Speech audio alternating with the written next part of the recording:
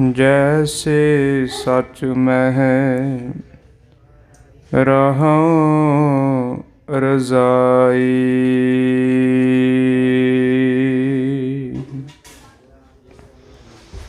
जेता जियो पिंड सब तेरा,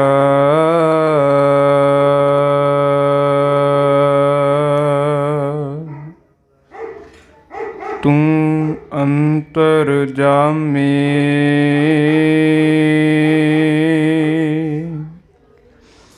पुरख भगवान।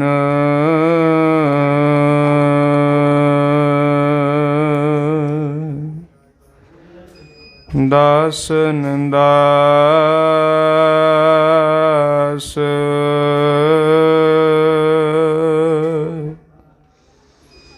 कहे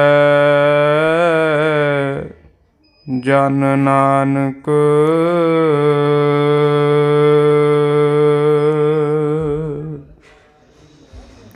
जेहा तू कराए हैं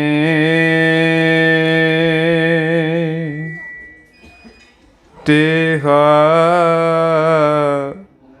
हाँ करी वख्यान।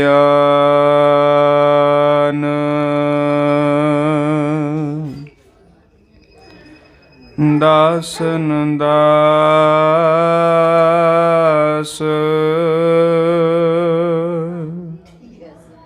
कहे जन नानक,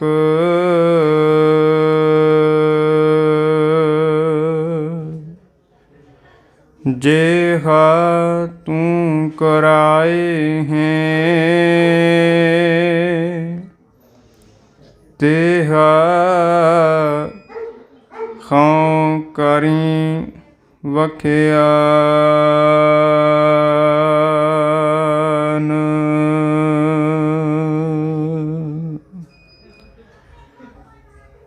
परम सम्मान योग दीन बंधु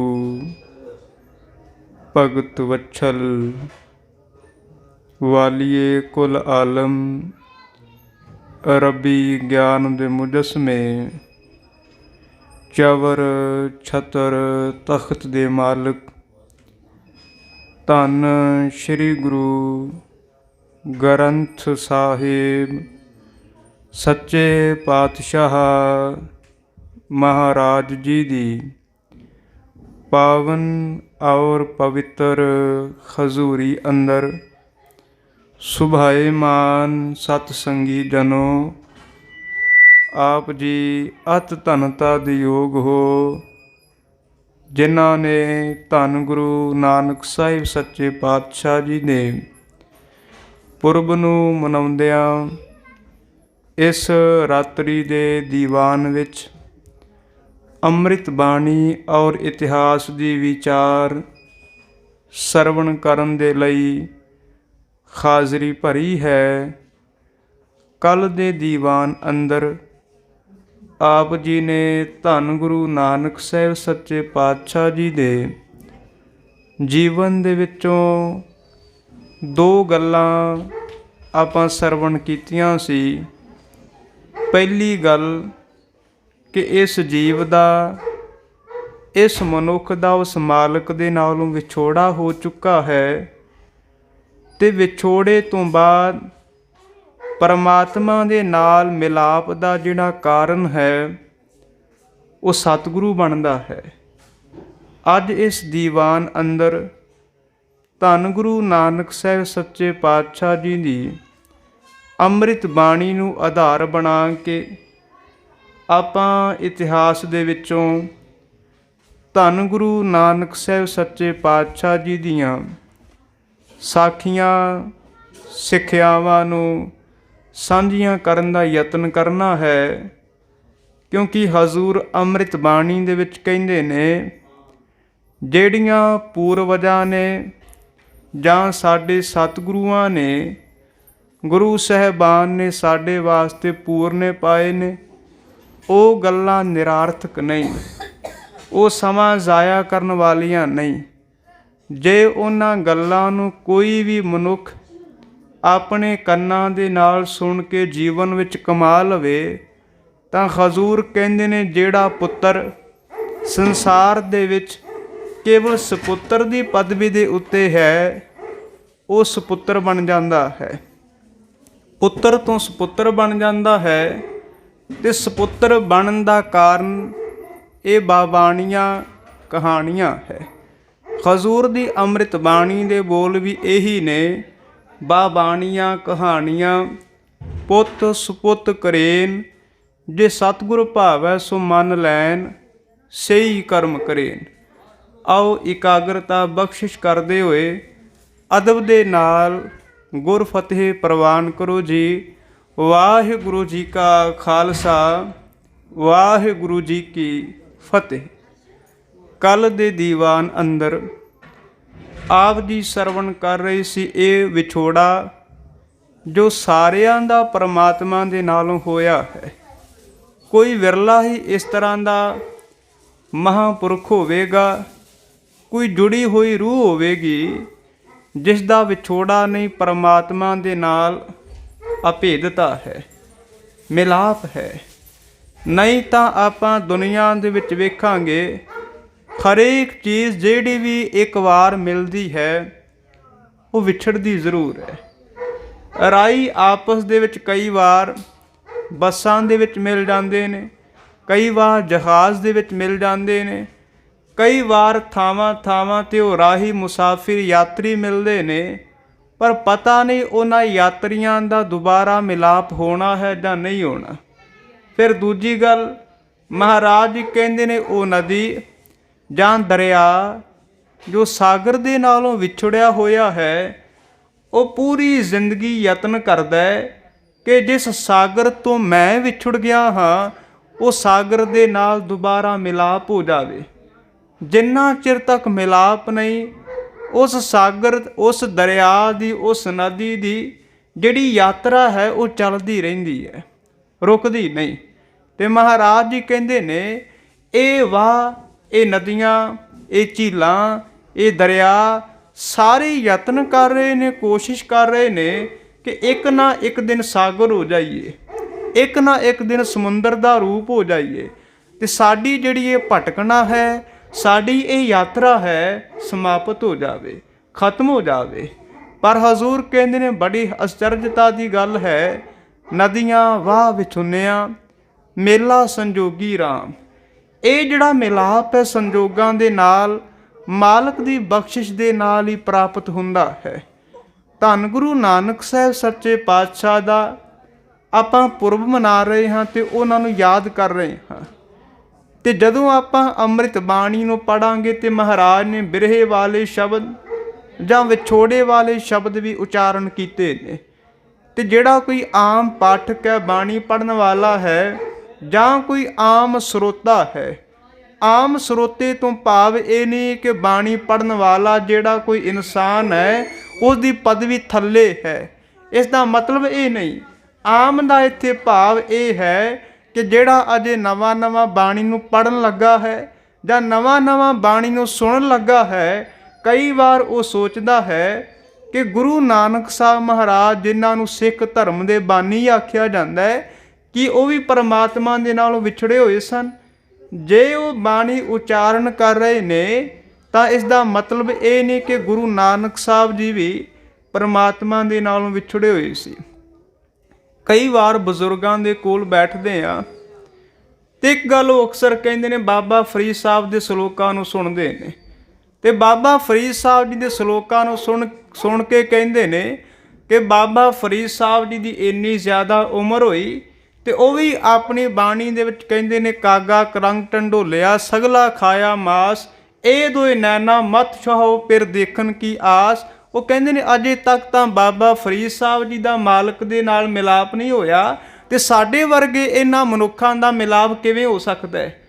ਪਰ ਇਹ ਗੱਲ ਸਮਝਣ ਤੋਂ ਸੱਜਣ ਅਗਿਆਤ ਨੇ। ਜਿਹੜਾ ਬਾਣੀਕਾਰ ਬਾਣੀ ਉਚਾਰਨ ਕਰ ਰਿਹਾ ਹੈ ਇਸ ਦਾ ਮਤਲਬ ਇਹ ਨਹੀਂ ਕਿ ਜੋ ਉਹ ਗੱਲ ਕਹਿ ਰਿਹਾ ਹੈ, ਜੋ ਉਪਦੇਸ਼ ਕਰ ਰਿਹਾ ਹੈ, ਉਸ ਦਾ ਜੀਵਨ ਵੀ ਉਸ ਤਰ੍ਹਾਂ ਦਾ ਹੈ। ਭਾਵ ਕੀ ਹੈ ਕਿ ਜੇ ਗੁਰੂ ਨਾਨਕ ਸਾਹਿਬ ਮਹਾਰਾਜ ਜੀ ਆਪਣੇ ਆਪ ਨੂੰ ਕਹਿ ਰਹੇ ਨੇ ਕਿ ਮੈਂ ਪਰਮਾਤਮਾ ਦੇ ਦਰ ਦੇ ਉੱਤੇ ਢਹਿ ਪਿਆ ਤੇ ਮੈਂ ਬਹੁਤ ਜ਼ਿਆਦਾ ਗਰੀਬ ਹਾਂ। ਇੱਥੇ ਗਰੀਬ ਦਾ ਅਰਥ ਕੰਗਾਲ ਨਹੀਂ, ਇੱਥੇ ਗਰੀਬ ਦਾ ਅਰਥ ਧਨ ਕਰਕੇ ਗਰੀਬ ਨਹੀਂ, ਇੱਥੇ ਗਰੀਬ ਦਾ ਅਰਥ ਗੁਣਾਂ ਦਾ ਕਰਕੇ, ਜੀਵਨ ਦਾ ਕਰਕੇ ਡਿੱਗਾ ਹੋਇਆ ਨਹੀਂ। ਜੇ ਗੁਰੂ ਨਾਨਕ ਸਾਹਿਬ ਮਹਾਰਾਜ ਜਪ ਬਾਣੀ ਦੇ ਅੰਦਰ ਆਪਣੇ ਆਪ ਨੂੰ ਇਹ ਗੱਲ ਕਹਿੰਦੇ ਨੇ, ਨਾਨਕ ਨੀਚ ਕਹੈ ਵਿਚਾਰ, ਤੇ ਇੱਥੇ ਅਰਥ ਇਹ ਨਹੀਂ ਕਿ ਗੁਰੂ ਨਾਨਕ ਸਾਹਿਬ ਮਹਾਰਾਜ ਜੀ ਬਹੁਤ ਜ਼ਿਆਦਾ ਨੀਚ ਨੇ। ਇਹ ਬੋਲ ਬੜੀ ਨਿਮਰਤਾ ਦੇ ਵਿੱਚ ਉਚਾਰਨ ਕੀਤੇ ਹੋਏ ਨੇ। ਇਹ ਇੱਕ ਅਵਸਥਾ ਹੈ। ਤੇ ਧੰਨ ਗੁਰੂ ਨਾਨਕ ਸਾਹਿਬ ਸੱਚੇ ਪਾਤਸ਼ਾਹ ਮਹਾਰਾਜ ਜੀ ਦੇ ਜੀਵਨ ਦੀ ਇੱਕ ਬਿਰਹੇ ਦੀ ਵਿਛੋੜੇ ਦੀ ਘਟਨਾ ਹੈ। ਤੇ ਉਸ ਘਟਨਾ ਨੂੰ ਸੁਣ ਕੇ ਇਹ ਨਾ ਸਮਝ ਲੈਣਾ ਕਿ ਗੁਰੂ ਨਾਨਕ ਸਾਹਿਬ ਮਹਾਰਾਜ ਜੀ ਦਾ ਅਜੇ ਤੱਕ ਮਿਲਾਪ ਨਹੀਂ ਸੀ ਹੋਇਆ। ਉਹ ਤੇ ਸੰਸਾਰ ਦੇ ਮਨੁੱਖਾਂ ਨੂੰ ਸਮਝਾ ਰਹੇ ਸਨ ਕਿ ਇਹ ਸੰਸਾਰ ਦੇ ਲੋਕੋ, ਤੁਹਾਡਾ ਸਾਰਿਆਂ ਦਾ ਵਿਛੋੜਾ ਹੋ ਚੁੱਕਾ ਹੈ। ਤੇ ਜੇ ਇਸ ਤਰੀਕੇ ਦੇ ਨਾਲ, ਢੰਗ ਦੇ ਨਾਲ ਤੁਸੀਂ ਵੀ ਮਾਲਕ ਨੂੰ ਯਾਦ ਕਰੋ ਤੇ ਇੱਕ ਨਾ ਇੱਕ ਦਿਨ ਤੁਹਾਡਾ ਮਿਲਾਪ ਉਸ ਵਾਹਿਗੁਰੂ ਦੇ ਨਾਲ ਜ਼ਰੂਰ ਹੋ ਜਾਵੇਗਾ। ਧੰਨ ਗੁਰੂ ਨਾਨਕ ਸਾਹਿਬ ਸੱਚੇ ਪਾਤਸ਼ਾਹ ਮਹਾਰਾਜ ਗਰਮੀ ਦੇ ਦਿਨਾਂ ਦੇ ਵਿੱਚ ਆਪਣੇ ਘਰ ਤੋਂ ਬਾਹਰ ਵਿਹੜੇ ਦੇ ਵਿੱਚ ਸੁੱਤੇ ਹੋਏ। ਬਾਬਾ ਕਲਿਆਣ ਦਾਸ ਜੀ ਵੀ, ਮਾਤਾ ਤ੍ਰਿਪਤਾ ਜੀ ਵੀ, ਜਿੰਨਾ ਵੀ ਨਗਰ ਹੈ, ਪਿੰਡ ਦੇ ਸਾਰੇ ਲੋਕ ਸੁੱਤੇ ਹੋਏ ਨੇ। ਤੇ ਧੰਨ ਗੁਰੂ ਨਾਨਕ ਸਾਹਿਬ ਸੱਚੇ ਪਾਤਸ਼ਾਹ ਜੀ ਆਪਣੇ ਮੰਜੇ ਦੇ ਉੱਪਰ, ਪਲੰਗ ਦੇ ਉੱਪਰ ਚੌਂਕੜਾ ਮਾਰ ਕੇ ਬੈਠੇ ਹੋਏ ਨੇ ਤੇ ਨੇਤਰ ਬੰਦ ਕਰਕੇ ਆਪਣੀ ਜੇਵਾ ਦੇ ਨਾਲ, ਮੁਖਾਰਬਿੰਦ ਦੇ ਨਾਲ ਤੂੰ ਹੀ ਉਚਾਰਨ ਕਰੀ ਜਾ ਰਹੇ ਨੇ। ਮਾਤਾ ਤ੍ਰਿਪਤਾ ਜੀ ਲਾਗੇ ਸੁੱਤੇ ਹੋਏ ਨੇ, ਲੇਟੇ ਹੋਏ ਨੇ। ਤੇ ਮਾਤਾ ਨੂੰ ਕਦੇ ਵੀ ਨੀਂਦ ਨਹੀਂ ਪੈਂਦੀ ਜਿੰਨਾ ਚਿਰ ਤੱਕ ਪੁੱਤਰ ਨੂੰ ਚੈਨ ਦੇ ਨਾਲ, ਸ਼ਾਂਤੀ ਦੇ ਨਾਲ ਸੁੱਤਾ ਹੋਇਆ ਵੇਖ ਨਹੀਂ ਲੈਂਦੀ। ਤੇ ਮਾਤਾ ਤ੍ਰਿਪਤਾ ਜੀ ਗੁਰੂ ਨਾਨਕ ਸਾਹਿਬ ਮਹਾਰਾਜ ਜੀ ਨੂੰ ਕਹਿੰਦੇ ਨੇ, ਬੇਟਾ ਸਾਰੀ ਰਾਤ ਤੇਰੀ ਜਾਗਦਿਆਂ ਗੁਜ਼ਰ ਗਈ ਹੈ, ਪ੍ਰਭਾਤ ਵੇਲਾ ਹੋ ਗਿਆ ਹੈ, ਅੰਮ੍ਰਿਤ ਵੇਲਾ ਹੋ ਗਿਆ ਹੈ, ਸਾਰੀ ਰਾਤ ਤੂੰ ਜਾਗ ਕੇ ਲੰਘਾ ਦਿੱਤੀ ਹੈ। ਘੱਟੋ ਘੱਟ ਆਪਣੇ ਸਰੀਰ ਦੇ ਉੱਤੇ ਤਰਸ ਖਾ, ਕੁਝ ਸਮੇਂ ਦੇ ਵਾਸਤੇ, ਕੁਝ ਘੰਟਿਆਂ ਦੇ ਵਾਸਤੇ ਇੱਕ ਪੈਰ ਹੀ ਆਰਾਮ ਕਰ ਲੈ, ਤੂੰ ਸੌਂ ਜਾ। ਤੇ ਉਸੇ ਸਮੇਂ ਪਾਣੀ ਦੇ ਵਿੱਚ ਮਹਾਰਾਜ ਜੀ ਕਹਿੰਦੇ ਨੇ, ਮੈਂ ਇਹ ਗੱਲ ਕਰ ਰਿਹਾ ਸਾਂ ਤੇ ਪਿੱਛੋਂ ਆਵਾਜ਼ ਆਈ ਪੀਆ ਪੀਆ ਦੀ। ਮੈਂ ਆਪਣੀ ਮਾਤਾ ਜੀ ਨੂੰ ਕਿਹਾ, ਵੇਖ ਮਾਂ, ਇਹ ਬਬੀਹੇ ਦਾ, ਉਸ ਪਪੀਹੇ ਦਾ ਕਿੰਨਾ ਹੱਠ ਹੈ। ਉਹ ਤੇ ਇੱਕ ਪੰਛੀ ਹੈ, ਉਹ ਤੇ ਇੱਕ ਐਸਾ ਜੀਵ ਹੈ ਜਿਸ ਨੂੰ ਮਾਲਕ ਨੇ ਮਨੁੱਖ ਨਹੀਂ ਬਣਾਇਆ ਹੋਇਆ, ਪਰ ਇੰਨੀ ਸਮਝ ਜ਼ਰੂਰ ਦਿੱਤੀ ਹੈ ਕਿ ਜਦੋਂ ਤੂੰ ਪੀਆ ਪੀਆ ਦੀ ਰੱਟ ਲਾਏਗਾ, ਪੀਆ ਪੀਆ ਪੁਕਾਰੇਗਾ, ਤੇ ਬਦਲਾਂ ਦੀਆਂ ਜਿਹੜੀਆਂ ਕਣੀਆਂ ਨੇ ਉਹਨਾਂ ਦੇ ਵਿੱਚੋਂ ਇੱਕ ਸਵਾਂਤੀ ਦੀ ਬੂੰਦ ਤੈਨੂੰ ਪ੍ਰਾਪਤ ਹੋ ਜਾਵੇਗੀ। ਉੱਚੀ ਮੂੰਹ ਕਰਕੇ ਪੀਆ ਪੀਆ ਪੁਕਾਰੀ ਜਾ। ਇੱਕ ਸਮਾਂ ਇਸ ਤਰ੍ਹਾਂ ਦਾ ਆਵੇਗਾ ਜਦੋਂ ਸਵਾਂਤੀ ਦੀ ਬੂੰਦ ਤੇਰੇ ਮੂੰਹ ਦੇ ਵਿੱਚ ਪੈ ਜਾਵੇਗੀ ਤੇ ਤੂੰ ਤ੍ਰਿਪਤ ਹੋ ਜਾਵੇਗਾ, ਪੀਆ ਪੀਆ ਦੀ ਰੱਟ ਤੇਰੀ ਸਮਾਪਤ ਹੋ ਜਾਵੇਗੀ। ਤੇ ਮਹਾਰਾਜ ਜੀ ਕਹਿੰਦੇ ਨੇ, ਮਾਂ ਪੀਆ ਦਾ, ਉਸ ਪਪੀਹੇ ਦਾ, ਉਸ ਬਬੀਹੇ ਦਾ ਕਿੰਨਾ ਹੱਠ ਹੈ। ਮੈਂ ਤੇ ਇੱਕ ਮਨੁੱਖ ਹਾਂ ਤੇ ਮੈਂ ਉਸ ਮਾਲਕ ਨੂੰ ਕਿਉਂ ਯਾਦ ਨਾ ਕਰਾਂ। ਇਹ ਜੀਵਨ ਕਦੇ ਬਾਰ-ਬਾਰ ਨਹੀਂ ਮਿਲਣਾ।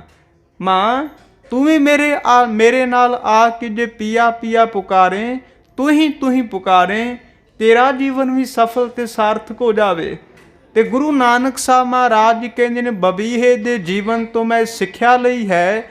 ਬਾਬੀਹਾ ਅੰਮ੍ਰਿਤ ਵੇਲਾ ਬੋਲਿਆ, ਤਾਂ ਦਰ ਸੁਣੀ ਪੁਕਾਰ, ਮੇਘੈ ਨੂੰ ਫੁਰਮਾਨ ਹੋਆ, ਵਰਸੋ ਕਿਰਪਾ ਧਾਰ। ਤੇ ਗੁਰੂ ਨਾਨਕ ਸਾਹਿਬ ਮਹਾਰਾਜ ਜੀ ਪਹਿਲੀ ਗੱਲ ਇਹ ਕਰਦੇ ਨੇ ਕਿ ਦੁੱਖ ਵਿਛੋੜਾ, ਇਹ ਵਿਛੋੜਾ ਦੁਨੀਆ ਦੇ ਵਿੱਚ ਜਿਸ ਦਾ ਵੀ ਮਾਲਕ ਦੇ ਨਾਲ ਹੋਇਆ ਹੈ, ਉਹ ਦੁੱਖ ਦਾ ਰੂਪ ਬਣਿਆ ਹੋਇਆ। ਤੇ ਜਦੋਂ ਮਹਾਰਾਜ ਜੀ ਕਹਿੰਦੇ ਨੇ ਪਰਮਾਤਮਾ ਦੇ ਨਾਲ ਮਿਲਾਪ ਹੋ ਜਾਂਦਾ ਹੈ, ਉਦੋਂ ਦੁੱਖ ਨਹੀਂ, ਉਦੋਂ ਆਤਮਿਕ ਸੁੱਖ ਬਣ ਜਾਂਦਾ ਹੈ। ਗੁਰੂ ਨਾਨਕ ਸਾਹਿਬ ਸੱਚੇ ਪਾਤਸ਼ਾਹ ਜੀ ਦੇ ਜੀਵਨ ਦੀ ਦੂਜੀ ਘਟਨਾ, ਭਾਵੇਂ ਕਿ ਮਹਾਰਾਜ ਜੀ ਸਰੀਰ ਕਰਕੇ ਥੋੜ੍ਹੇ ਜਿਹੇ ਵੱਡੇ ਹੋ ਗਏ ਨੇ, ਜਵਾਨ ਹੋ ਗਏ ਨੇ, ਪਰ ਇੱਕ ਦਿਨ ਇਸ ਤਰ੍ਹਾਂ ਦਾ ਆਉਂਦਾ ਹੈ ਜਿਸ ਦਿਨ ਮਹਾਰਾਜ ਜੀ ਨਾ ਤਾਂ ਪਿੰਡ ਦੇ ਆਂਢ ਗੁਆਂਢ ਦੇ ਨਾਲ ਬੋਲਦੇ ਨੇ, ਨਾ ਹਾਣੀਆਂ ਦੇ ਨਾਲ, ਮਿੱਤਰਾਂ ਸਾਥੀਆਂ ਦੇ ਨਾਲ ਬੋਲਦੇ ਨੇ, ਨਾ ਪਰਿਵਾਰ ਦੇ ਕਿਸੇ ਜੀ ਦੇ ਨਾਲ, ਮੈਂਬਰ ਦੇ ਨਾਲ ਹੀ ਬੋਲ ਰਹੇ ਨੇ। ਮਾਤਾ ਤ੍ਰਿਪਤਾ ਜੀ ਉਦਾਸ ਨੇ ਕਿ ਮੇਰੇ ਬੇਟੇ ਨਾਨਕ ਨੂੰ ਪਤਾ ਨਹੀਂ ਕੀ ਹੋ ਗਿਆ। ਉਹਨਾਂ ਸਮਿਆਂ ਦੇ ਵਿੱਚ ਵਹਿਮ ਭਰਮ ਵੀ ਬਹੁਤ ਜ਼ਿਆਦਾ ਕੀਤੇ ਜਾਂਦੇ ਸਨ ਕਿ ਹੋ ਸਕਦਾ ਹੈ ਸਾਡੇ ਨਾਨਕ ਨੂੰ ਕੋਈ ਰੋਗ ਲੱਗ ਗਿਆ ਹੋਵੇ। ਤੇ ਮਾਤਾ ਤ੍ਰਿਪਤਾ ਜੀ ਨੇ ਇੱਕ ਵੈਦ ਨੂੰ ਬੁਲਾਇਆ ਹੋਇਆ। ਨਗਰ ਦਾ ਇੱਕ ਵੈਦ ਹੈ ਜਿਸ ਦਾ ਨਾਮ ਹੈ ਪੰਡਤ ਹਰਦਾਸ ਜੀ। ਪੰਡਤ ਇੱਥੇ ਇਹ ਨਹੀਂ ਹੈ ਕਿ ਧਾਰਮਿਕ ਗ੍ਰੰਥਾਂ ਨੂੰ ਪੜ੍ਹਦਾ ਹੋਵੇਗਾ। ਇਹ ਵੈਦ ਆਪਣੀ ਹਕੀਮੀ ਦਾ, ਵੈਦਗੀ ਦਾ ਬੜਾ ਚੰਗਾ ਜਾਣਕਾਰ ਹੈ, ਬੜੇ ਰੋਗਾਂ ਦਾ ਮਾਹਿਰ ਹੈ, ਦਵਾਈਆਂ ਦੇ ਬਾਰੇ ਬੜੀ ਚੰਗੀ ਜਾਣਕਾਰੀ ਹੈ। ਤੇ ਵੈਦ ਹਰਦਾਸ ਆਇਆ ਹੋਇਆ। ਵੈਦ ਹਰਦਾਸ ਨੇ ਸਭ ਤੋਂ ਪਹਿਲਾਂ ਆ ਕੇ ਵੇਖਿਆ ਕਿ ਮਰੀਜ਼ ਇੱਥੇ ਕੌਣ ਹੈ। ਮੈਨੂੰ ਜਿਸ ਕੰਮ ਦੇ ਵਾਸਤੇ ਬੁਲਾਇਆ ਹੋਇਆ ਉਹ ਕੰਮ ਜ਼ਰੂਰ ਕਰਾਂਗਾ, ਪਰ ਮੈਨੂੰ ਮਰੀਜ਼ ਦੱਸ ਦਿਓ। ਮਰੀਜ਼ ਕਿਸੇ ਥਾਂ 'ਤੇ ਨਜ਼ਰ ਨਹੀਂ ਆ ਰਿਹਾ। ਦੂਰ ਝਾਤ ਮਾਰੀ ਹੈ ਤੇ ਮੰਜੇ ਦੇ ਉੱਪਰ ਧੰਨ ਗੁਰੂ ਨਾਨਕ ਸਾਹਿਬ ਮਹਾਰਾਜ ਜੀ ਚਾਦਰ ਲੈ ਕੇ ਲੇਟੇ ਹੋਏ ਨੇ। ਪੰਡਤ ਹਰਦਾਸ ਜੀ ਦੇ ਵੱਲ ਇਸ਼ਾਰਾ ਕਰਕੇ ਕਿਸੇ ਨੇ ਦੱਸਿਆ ਉਹ ਮਰੀਜ਼ ਤੁਹਾਡਾ ਮੰਜੇ ਦੇ ਉੱਪਰ ਲੇਟਿਆ ਹੋਇਆ। ਤੇ ਇੱਥੇ ਵੈਦ ਹਰਦਾਸ ਜੀ ਨੇ ਆ ਕੇ ਸਭ ਤੋਂ ਪਹਿਲਾਂ ਚਾਦਰ ਉਠਾਈ ਹੈ, ਚੁੱਕੀ ਹੈ, ਤੇ ਚਾਦਰ ਚੁੱਕ ਕੇ ਸਭ ਤੋਂ ਪਹਿਲਾਂ ਹੱਥ ਪਕੜਿਆ ਹੈ, ਬਾਂਹ ਫੜੀ ਹੈ, ਤੇ ਬਾਂਹ ਫੜ ਕੇ ਉਹ ਨਬਜ਼ ਟਟੋਲ ਰਹੇ ਨੇ ਕਿ ਇਸ ਦੀ ਨਜ਼ਰ, ਇਸ ਦੀ ਜਿਹੜੀ ਨਬਜ਼ ਹੈ ਉਹ ਕਿਸ ਤਰ੍ਹਾਂ ਚੱਲ ਰਹੀ ਹੈ। ਤੇ ਧੰਨ ਗੁਰੂ ਨਾਨਕ ਸਾਹਿਬ ਮਹਾਰਾਜ ਸੱਚੇ ਪਾਤਸ਼ਾਹ ਜੀ ਕਹਿੰਦੇ ਨੇ ਵੈਦ ਬਾਰ-ਬਾਰ ਨਬਜ਼ ਨੂੰ ਟਟੋਲ ਰਿਹਾ ਸੀ, ਲੱਭ ਰਿਹਾ ਸੀ, ਪਰ ਨਬਜ਼ ਟਟੋਲਣ ਤੋਂ ਬਾਅਦ ਵੀ ਉਸ ਨੂੰ ਪਤਾ ਨਹੀਂ ਲੱਗਾ ਕਿ ਨਾਨਕ ਨੂੰ ਰੋਗ ਕੀ ਹੈ। ਇਹ ਕਿਉਂ ਲੇਟਿਆ ਹੋਇਆ, ਇਹ ਚੁੱਪ ਕਿਉਂ ਕਰ ਗਿਆ, ਇਹ ਕਿਸੇ ਦੇ ਨਾਲ ਬੋਲਦਾ ਕਿਉਂ ਨਹੀਂ। ਵੈਦ ਥੱਕ ਗਿਆ, ਹਾਰ ਗਿਆ, ਬੈਠਾ ਹੋਇਆ ਸੀ ਪਰ ਪਤਾ ਨਹੀਂ ਲੱਗਾ। ਤੇ ਗੁਰੂ ਨਾਨਕ ਸਾਹਿਬ ਮਹਾਰਾਜ ਉੱਠ ਕੇ ਬੈਠ ਗਏ ਤੇ ਉੱਠ ਕੇ ਕਹਿੰਦੇ ਨੇ ਵੈਦ ਜੀ, ਜਿਹੜਾ ਰੋਗ ਮੈਨੂੰ ਲੱਗਾ ਹੋਇਆ ਤੁਹਾਨੂੰ ਨਹੀਂ ਪਤਾ ਲੱਗੇਗਾ। ਹੈਰਾਨ ਪਹਿਲਾਂ ਇਸ ਗੱਲ ਨੂੰ ਹੋਇਆ ਕਿ ਜਿਹੜਾ ਨਾਨਕ ਕਈ ਦਿਨਾਂ ਤੋਂ ਬੋਲ ਨਹੀਂ ਸੀ ਰਿਹਾ, ਅੱਜ ਇੱਕਦਮ ਅਚਾਨਕ ਬੋਲ ਪਿਆ। ਫਿਰ ਦੂਜੀ ਗੱਲ, ਮਹਾਰਾਜ ਜੀ ਕਹਿੰਦੇ ਨੇ ਵੈਦ ਜੀ, ਜਿਹੜਾ ਰੋਗ ਮੈਨੂੰ ਹੈ ਤੁਹਾਨੂੰ ਕਦੇ ਪਤਾ ਨਹੀਂ ਲੱਗੇਗਾ, ਕਿਉਂਕਿ ਇਹ ਸਰੀਰ ਨੂੰ ਦੁੱਖ ਨਹੀਂ ਹੈ, ਇਹ ਸਰੀਰਕ ਰੋਗ ਨਹੀਂ ਹੈ, ਇਹ ਤਾਂ ਰੋਗ ਵਿਛੋੜੇ ਦਾ ਹੈ। ਤੇ ਉਸੇ ਨੂੰ ਪਤਾ ਹੈ ਜਿਸ ਦਾ ਵਿਛੋੜਾ ਪਰਮਾਤਮਾ ਦੇ ਨਾਲ ਹੋ ਗਿਆ ਤੇ ਜਿਸ ਨੂੰ ਵਿਛੋੜੇ ਦਾ ਅਹਿਸਾਸ ਹੋ ਗਿਆ ਹੈ। ਕਹਿਣ ਲੱਗੇ ਇਹ ਦਰਦ ਸੀਨੇ ਦੇ ਵਿੱਚ ਹੈ, ਹਿਰਦੇ ਦੇ ਵਿੱਚ ਹੈ, ਤੁਹਾਨੂੰ ਨਬਜ਼ ਦੇ ਰਾਹੀਂ ਕਦੇ ਪਤਾ ਨਹੀਂ ਲੱਗੇਗਾ। ਮਹਾਰਾਜ ਨੇ ਬਾਣੀ ਦੇ ਵਿੱਚ ਵੀ ਇਸ ਘਟਨਾ ਦਾ ਜ਼ਿਕਰ ਕੀਤਾ ਹੈ। ਵੈਦ ਬੁਲਾਇਆ ਵੈਦਗੀ, ਪਕੜ ਟੰਡੋਲੇ ਬਾਹ, ਭੋਲਾ ਵੈਦ ਨਾ ਜਾਣਈ, ਕਰਕ ਕਰੇਜੇ ਮਾਹੇ। ਤੇ ਹਜ਼ੂਰ ਨੇ ਅੰਮ੍ਰਿਤ ਬਾਣੀ ਦੇ ਵਿੱਚ ਇਹ ਗੱਲ ਦ੍ਰਿੜ ਕਰਵਾਈ ਹੈ, ਦੁੱਖ ਵਿਛੋੜਾ, ਇਹ ਵਿਛੋੜਾ ਦੁੱਖ ਦਾ ਰੂਪ ਹੈ। ਤੇ ਦੂਜੀ ਗੱਲ ਮਹਾਰਾਜ ਜੀ ਕਹਿੰਦੇ ਨੇ ਇੱਕ ਦੁੱਖ ਭੂਖ, ਇਹ ਤ੍ਰਿਸ਼ਨਾ, ਇਹ ਜੋ ਮਨੁੱਖ ਦੇ ਮਨ ਦੇ ਵਿੱਚ ਪਿਆਸ ਹੈ, ਇੱਛਾ ਹੈ, ਚਾਹਨਾ ਹੈ ਕਿ ਜੋ ਕੁਝ ਮੇਰੇ ਕੋਲ ਹੈ ਉਹ ਘੱਟ ਹੈ, ਉਹ ਥੋੜਾ ਹੈ। ਜੇ ਮੈਨੂੰ ਇਹ ਜ਼ਿੰਦਗੀ ਵੀ ਮਿਲੀ ਹੈ ਬਹੁਤ ਘੱਟ ਹੈ, 80 ਸਾਲ ਦੀ ਜ਼ਿੰਦਗੀ ਬਹੁਤ ਛੋਟੀ ਹੈ। ਇਹ ਜੋ ਸਰੂਪ ਮਿਲਿਆ ਹੋਇਆ, ਇਹ ਸੁੰਦਰਤਾ ਜੋ ਮਿਲੀ ਹੋਈ ਹੈ, ਇਹ ਕਾਫੀ ਨਹੀਂ ਹੈ, ਇਹ ਮੇਰੀ ਲੋੜ ਦੇ ਮੁਤਾਬਕ ਨਹੀਂ ਹੈ। ਜੋ ਮੈਨੂੰ ਸਰੀਰ ਦਾ ਇਹ ਕੱਦ ਕਾਠ ਮਿਲਿਆ ਹੋਇਆ, ਇਹ ਵੀ ਕਾਫੀ ਨਹੀਂ ਹੈ। ਜੋ ਮੈਨੂੰ ਧਨ ਮਿਲਿਆ ਹੋਇਆ, ਇਹ ਕਾਫੀ ਨਹੀਂ ਹੈ। ਜੋ ਪ੍ਰਤਿਭਾ, ਜੋ ਮੈਨੂੰ ਵਡਿਆਈ ਮਿਲੀ ਹੋਈ ਹੈ, ਜੋ ਇੱਜ਼ਤ ਮਿਲੀ ਹੋਈ ਹੈ, ਉਹ ਕਾਫੀ ਨਹੀਂ ਹੈ। ਜੋ ਮੇਰੇ ਕੋਲ ਇਹ ਧਨ ਹੈ ਉਹ ਕਾਫੀ ਨਹੀਂ ਹੈ। ਮਹਾਰਾਜ ਜੀ ਕਹਿੰਦੇ ਨੇ ਜਦੋਂ ਮਨੁੱਖ ਇਹ ਸੋਚਦਾ ਹੈ ਕਿ ਜੋ ਕੁਝ ਮੇਰੇ ਕੋਲ ਹੈ ਉਹ ਪੂਰਾ ਨਹੀਂ ਹੈ, ਇਸ ਦੇ ਨਾਲ ਮੇਰੀ ਲੋੜ ਪੂਰੀ ਨਹੀਂ ਹੋ ਸਕੇਗੀ, ਮਹਾਰਾਜ ਜੀ ਕਹਿੰਦੇ ਤ੍ਰਿਸ਼ਨਾ ਦਾ ਰੂਪ ਹੈ।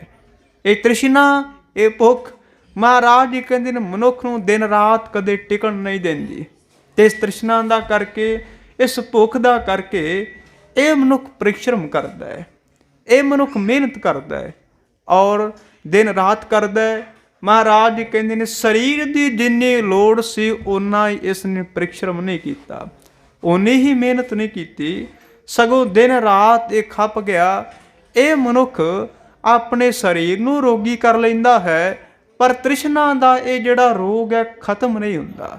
ਜ਼ਿੰਦਗੀ ਬਤੀਤ ਹੋ ਜਾਂਦੀ ਹੈ, ਇਹ ਸਾਰਾ ਜੀਵਨ ਗੁਜ਼ਰ ਜਾਂਦਾ ਹੈ, ਪਰ ਇਹ ਤ੍ਰਿਸ਼ਨਾ, ਇਹ ਭੁੱਖ ਮਹਾਰਾਜ ਜੀ ਕਹਿੰਦੇ ਸਮਾਪਤ ਕਦੇ ਨਹੀਂ ਹੁੰਦੀ, ਖਤਮ ਕਦੇ ਨਹੀਂ ਹੁੰਦੀ। ਧੰਨ ਗੁਰੂ ਨਾਨਕ ਸਾਹਿਬ ਸੱਚੇ ਪਾਤਸ਼ਾਹ ਮਹਾਰਾਜ ਜੀ ਜਗਤ ਜਲੰਦੇ ਨੂੰ ਤਾਰਦੇ ਹੋਏ ਅੱਜ ਮੁਲਤਾਨ ਦੇ ਵਿੱਚ ਪਹੁੰਚੇ ਹੋਏ ਨੇ। ਤੇ ਜਿਹੜਾ ਇਹ ਮੁਲਤਾਨ ਹੈ ਅੱਜ ਕੱਲ੍ਹ ਪਾਕਿਸਤਾਨ ਦੇ ਵਿੱਚ ਪੈਂਦਾ ਹੈ, ਤੇ ਪੁਰਾਣੇ ਸਮੇਂ ਦੇ ਅੰਦਰ ਦਿੱਲੀ ਤੋਂ ਮੁਲਤਾਨ ਨੂੰ ਇਹ ਸ਼ਾਹੀ ਸੜਕ ਜਾਇਆ ਕਰਦੀ ਸੀ, ਸਿੱਧੀ ਸੜਕ, ਤੇ ਇਸ ਨੂੰ ਸ਼ਾਹੀ ਸੜਕ ਆਖਿਆ ਜਾਂਦਾ ਸੀ। ਮਹਾਰਾਜ ਇਸ ਸੜਕ ਦੇ ਰਾਹੀਂ, ਇਸ ਰਸਤੇ ਦੇ ਰਾਹੀਂ ਅੱਜ ਮੁਲਤਾਨ ਦੇ ਇੱਕ ਨਗਰ ਪਹੁੰਚੇ ਹੋਏ ਨੇ, ਜਿਸ ਨਗਰ ਦਾ ਪਿੰਡ ਦਾ ਨਾਮ ਹੈ ਤੁਲੰਬਾ। ਤੁਲੰਬੇ ਦਾ ਇੱਕ ਸ਼ੇਖ ਰਹਿਣ ਵਾਲਾ ਹੈ, ਜਿਸ ਸ਼ੇਖ ਦਾ ਨਾਮ ਹੈ ਭਾਈ ਸੱਜਣ ਜੀ। ਭਾਈ ਸੱਜਣ ਜੀ ਦਾ ਨਗਰ ਦੇ ਵਿੱਚ ਬੜਾ ਅਦਬ ਹੈ, ਬਹੁਤ ਸਤਿਕਾਰ ਹੈ, ਇੱਜ਼ਤ ਬੜੀ ਹੈ। ਜਿਹੜਾ ਨਗਰ ਦੇ ਵਿੱਚ ਕੰਮਕਾਰ ਜ਼ਿਆਦਾ ਕਰਦਾ ਹੋਵੇ, ਸੇਵਾ ਜ਼ਿਆਦਾ ਕਰਦਾ ਹੋਵੇ, ਲੋੜਵੰਦਾਂ ਦੀ ਜ਼ਿਆਦਾ ਦੇਖਭਾਲ ਕਰਦਾ ਹੋਵੇ, ਪਿੰਡ ਦੇ ਨਗਰ ਦੇ ਲੋਕਾਂ ਦੇ ਮਨਾਂ ਦੇ ਵਿੱਚ, ਨਜ਼ਰਾਂ ਦੇ ਵਿੱਚ ਬਹੁਤ ਅਦਬ ਹੋਇਆ ਕਰਦਾ ਹੈ। ਤੇ ਇਹ ਜਿਹੜਾ ਭਾਈ ਸੱਜਣ ਹੈ, ਇਸ ਨੇ ਆਪਣੇ ਨਗਰ ਤੋਂ 9 ਮੀਲਾਂ ਦੀ ਦੂਰੀ ਦੇ ਉੱਤੇ ਇੱਕ ਪਿੰਡ ਪੈਂਦਾ, ਜਿਸ ਦਾ ਨਾਮ ਹੈ ਮਖਦੂਮਪੁਰਾ। ਮਖਦੂਮਪੁਰੇ ਦੇ ਨੇੜੇ ਇੱਕ ਮੁਸਾਫਿਰਖਾਨਾ ਬਣਾਇਆ ਹੋਇਆ, ਆਰਾਮ ਗਾਹ ਬਣਾਈ ਹੋਈ ਹੈ। ਤੇ ਉਹ ਜਿਹੜਾ ਸਥਾਨ ਹੈ ਉਹ ਸਾਰਾ ਜੰਗਲੀ ਇਲਾਕਾ ਹੈ। ਉੱਥੇ ਨਗਰ ਦੇ ਲੋਕ ਜ਼ਿਆਦਾ ਨਹੀਂ ਜਾਂਦੇ, ਕੇਵਲ ਰਾਹੀ ਆਉਂਦੇ ਨੇ, ਯਾਤਰੀ ਆਉਂਦੇ ਨੇ, ਮੁਸਾਫਿਰ ਆਉਂਦੇ ਨੇ। ਤੇ ਨਗਰ ਤੋਂ ਬਹੁਤ ਜ਼ਿਆਦਾ ਦੂਰ ਹੋਣ ਕਰਕੇ ਭਾਈ ਸੱਜਣ ਦੇ ਜੀਵਨ ਦੇ ਬਾਰੇ ਜ਼ਿਆਦਾ ਪਤਾ ਨਹੀਂ, ਕੇਵਲ ਬਾਹਰੀ ਜੀਵਨ ਦੇ ਬਾਰੇ ਹੀ ਪਤਾ ਹੈ।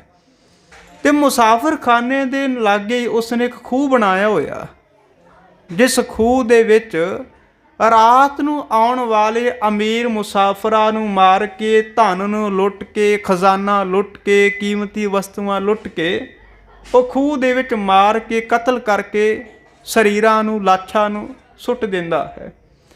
ਧੰਨ ਗੁਰੂ ਨਾਨਕ ਸਾਹਿਬ ਸੱਚੇ ਪਾਤਸ਼ਾਹ ਮਹਾਰਾਜ ਜੀ ਅੱਜ ਜਦੋਂ ਮੁਸਾਫਿਰਖਾਨੇ ਦੇ ਵਿੱਚ ਪਹੁੰਚੇ ਤੇ ਭਾਈ ਮਰਦਾਨਾ ਜੀ ਨੇ ਸਾਹਮਣੇ ਵੇਖਿਆ, ਇਹ ਬੜਾ ਸੁੰਦਰ ਲਿਬਾਸ ਚਿੱਟੇ ਰੰਗ ਦਾ ਪਾਇਆ ਹੋਇਆ, ਬੜਾ ਲੰਮਾ ਇਹ ਚੋਲਾ ਪਾਇਆ ਹੋਇਆ, ਧਾਰਮਿਕ ਪਹਿਰਾਵਾ ਪਾਇਆ ਹੋਇਆ, ਤੇ ਗਲੇ ਦੇ ਵਿੱਚ ਮਾਲਾ ਪਾਈ ਹੋਈ, ਤਸਬੀਹ ਪਾਈ ਹੋਈ, ਤੇ ਹੱਥ ਦੇ ਵਿੱਚ ਕਈ ਵਾਰ ਉਹ ਪਕੜ ਕੇ, ਫੜ ਕੇ ਤਸਬੀਹ ਦੇ ਜਿਹੜੇ ਮਣਕੇ ਨੇ ਉਹਨਾਂ ਨੂੰ ਫੇਰਦਾ ਹੋਇਆ ਅੱਲਾ ਅੱਲਾ, ਖੁਦਾ ਖੁਦਾ ਕਰਦਾ ਹੈ। ਤੇ ਉਸ ਨੇ ਇਹ ਜਿਹੜਾ ਭੇਖ ਪਾਇਆ ਹੋਇਆ ਸੀ, ਭੇਖ ਦੇ ਕਰਕੇ ਲੋਕ ਉਸ ਨੂੰ ਕਹਿੰਦੇ ਸਨ ਸ਼ੇਖ ਜੀ। ਇਸਲਾਮ ਦਾ ਇਹ ਲਫ਼ਜ਼ ਹੈ, ਇਹ ਪਦਵੀ ਹੈ। ਤੇ ਜਿਹੜਾ ਕੋਈ ਜ਼ਿਆਦਾ ਸੇਵਾ ਕਰਦਾ, ਪਹੁੰਚਿਆ ਹੋਇਆ ਫਕੀਰ ਹੁੰਦਾ ਹੈ, ਉਸ ਦੇ ਨਾਮ ਦੇ ਨਾਲ ਇਹ ਸ਼ੇਖ ਲਫ਼ਜ਼ ਲੱਗ ਜਾਂਦਾ ਹੈ। ਤੇ ਆਸ-ਪਾਸ ਦੇ ਜਿਹੜੇ ਲੋਕ ਨੇ ਸਾਰੇ ਸ਼ੇਖ ਜੀ ਕਹਿ ਕੇ ਉਸ ਨੂੰ ਪੁਕਾਰਦੇ ਨੇ, ਆਵਾਜ਼ ਮਾਰਦੇ ਨੇ। ਤੇ ਧੰਨ ਗੁਰੂ ਨਾਨਕ ਸਾਹਿਬ ਮਹਾਰਾਜ ਜਿਸ ਵਕਤ ਮੁਸਾਫਿਰਖਾਨੇ ਦੇ ਵਿੱਚ ਦਾਖਲ ਹੋਏ, ਭਾਈ ਮਰਦਾਨਾ ਜੀ ਕਹਿੰਦੇ ਨੇ ਬੜੇ ਧਾਰਮਿਕ ਲੋਕ ਲੱਗ ਰਹੇ ਨੇ, ਮੁਸਾਫਿਰਖਾਨਾ ਬਣਾਇਆ ਹੋਇਆ, ਗਰੀਬਾਂ ਦੇ ਵਾਸਤੇ ਵੱਖਰੇ ਕਮਰੇ ਤਿਆਰ ਕੀਤੇ ਹੋਏ ਨੇ, ਅਮੀਰਾਂ ਦੇ ਵਾਸਤੇ ਵੱਖਰੇ ਕਮਰੇ ਤਿਆਰ ਕੀਤੇ ਹੋਏ ਨੇ। ਤੇ ਇਸ ਨੇ ਮਸਜਿਦ ਵੀ ਬਣਾਈ ਹੋਈ ਹੈ, ਜੇ ਕੋਈ ਹਿੰਦੂ ਵੀਰ ਆਵੇ, ਮੰਦਿਰ ਵੀ ਤਿਆਰ ਕੀਤਾ ਹੋਇਆ, ਰਾਤ ਨੂੰ ਟਿਕਣ ਵਾਸਤੇ ਇੱਥੇ ਬਿਸਤਰੇ ਵੀ ਮਿਲਦੇ ਨੇ, ਪ੍ਰਸ਼ਾਦਾ ਖਾਣਾ ਵੀ ਮਿਲਦਾ, ਪਾਣੀ ਵੀ ਮਿਲਦਾ ਹੈ, ਸਾਰੀਆਂ ਸੁੱਖ ਸਹੂਲਤਾਂ ਫਰੀ ਦੇ ਵਿੱਚ ਮਿਲ ਰਹੀਆਂ ਨੇ। ਭਾਈ ਮਰਦਾਨਾ ਜੀ ਕਹਿੰਦੇ ਨੇ ਬੜੇ ਥਾਵਾਂ ਤੇ ਗਏ ਹੋਏ ਸਾਂ, ਪਰ ਇਸ ਤਰ੍ਹਾਂ ਦਾ ਮੁਸਾਫਿਰਖਾਨਾ, ਇਸ ਤਰ੍ਹਾਂ ਦਾ ਆਰਾਮਗਾਹ ਅੱਜ ਪਹਿਲੀ ਵਾਰ ਆਪਾਂ ਵੇਖ ਰਹੇ ਹਾਂ। ਤੇ ਗੁਰੂ ਨਾਨਕ ਸਾਹਿਬ ਮਹਾਰਾਜ ਜੀ ਕਹਿੰਦੇ ਨੇ ਕਿ ਬਾਹਰੀ ਤੌਰ 'ਤੇ ਕਈ ਵਾਰ ਭੁਲੇਖਾ ਵੀ ਖਾ ਜਾਈਦਾ, ਇਹ ਨਜ਼ਰਾਂ ਕਈ ਵਾਰ ਭੁਲੇਖਾ ਖਾ ਜਾਂਦੀਆਂ ਨੇ, ਇਹ ਕੰਨ ਕਈ ਵਾਰ ਸੁਣ ਕੇ ਭੁਲੇਖਾ ਖਾ ਜਾਂਦੇ ਨੇ। ਇਸ ਕਰਕੇ ਇਹ ਸਾਰੇ ਦ੍ਰਿਸ਼ ਨੂੰ ਵੇਖ ਕੇ ਯਕੀਨ ਨਾ ਕਰਿਓ, ਪਹਿਲਾਂ ਚੰਗੀ ਤਰ੍ਹਾਂ ਘੋਖ ਪੜਤਾਲ ਕਰਕੇ, ਜਾਂਚ ਕੇ ਫਿਰ ਫੈਸਲਾ ਕਰਨਾ ਕਿ ਭਾਈ ਸੱਜਣ ਕਿਸ ਤਰ੍ਹਾਂ ਦਾ ਇਨਸਾਨ ਹੈ। किस तरह का मनुख है। गुरु नानक साहब महाराज जी कहते हैं मैनू तो मुसाफरखाना नज़र नहीं आ रहा, मैनू तो कतलगाह नज़र आ रही है, ये धार्मिक लिबास वाला शेख नज़र नहीं आ रहा, मैनू तो कातिल नज़र आ रहा है। खैर भाई मरदाना भरोसा नहीं कर रहे। रात नूं जदों मुसाफरखाने दे विच टिके हुए ने, एक यात्री नहीं उत्ते कई यात्री आए हुए ने, ते भाई सज्जन अपने चेलियां दे नाल अपने नौकरां दे नाल बार बार हथ जोड़ के कहता है कि हे अमीर पुरख जी, हे साईं जी, मैं तुहाडे वास्ते कई तरह के पकवान तैयार किए हुए ने और खास तौर पर मैं अपने नौकरां नूं हुक्म दे के वो पकवान वो खाना तैयार करवाया है, तो तुहाडी आग्या होवे तां हुणे हाज़र हो जाएगा। महाराज जी कहते लोड़ नहीं, जदों लोड़ होवेगी, जदों जरूरत होवेगी मंगवा लवांगे।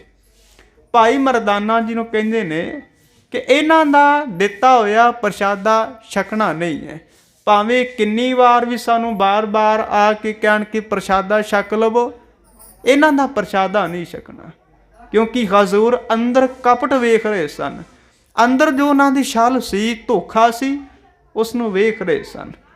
धन गुरु नानक साहब महाराज जी रात नूं कमरे दे विच बैठे हुए ने, आसन लाया होया, ते भाई मरदाना जी नूं आवाज़ मार के कहंदे ने रबाब कढो।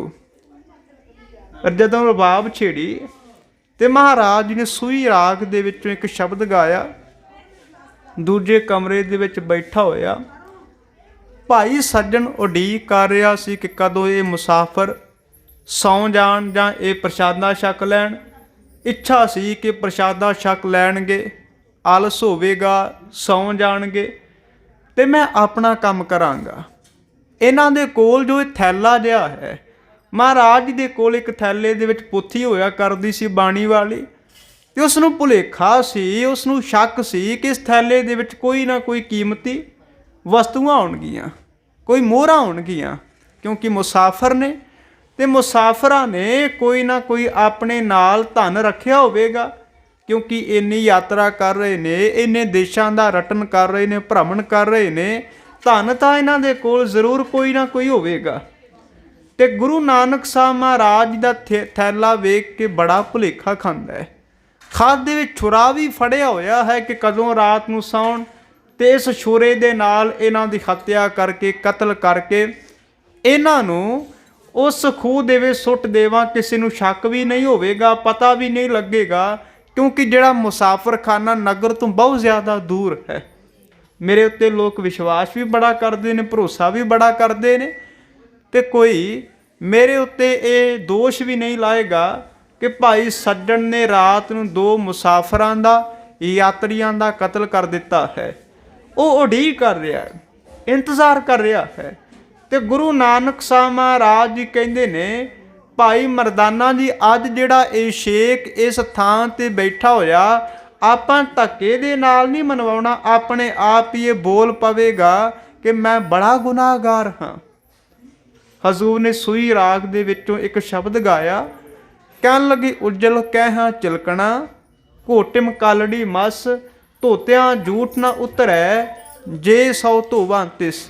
इस दे अर्थ ने कि जिहड़ा कहण दा बर्तन है, कांसे दा भांडा है, वेखण नूं तां महाराज जी कहंदे बड़ा लिशकवां जाप रिहा, बड़ा वो साफ सुथरा नज़र आ रहा है, पर ज्यों ही उस भांडे नूं खत दे विच फड़ के उस दे विच हत्थ मारिया ते उस दे विच जिहड़ी मैल सी, कालुक सी, हत्थ मारन दे नाल लथ गई, हत्थ नूं लग गई, हत्थ लिबड़ गया।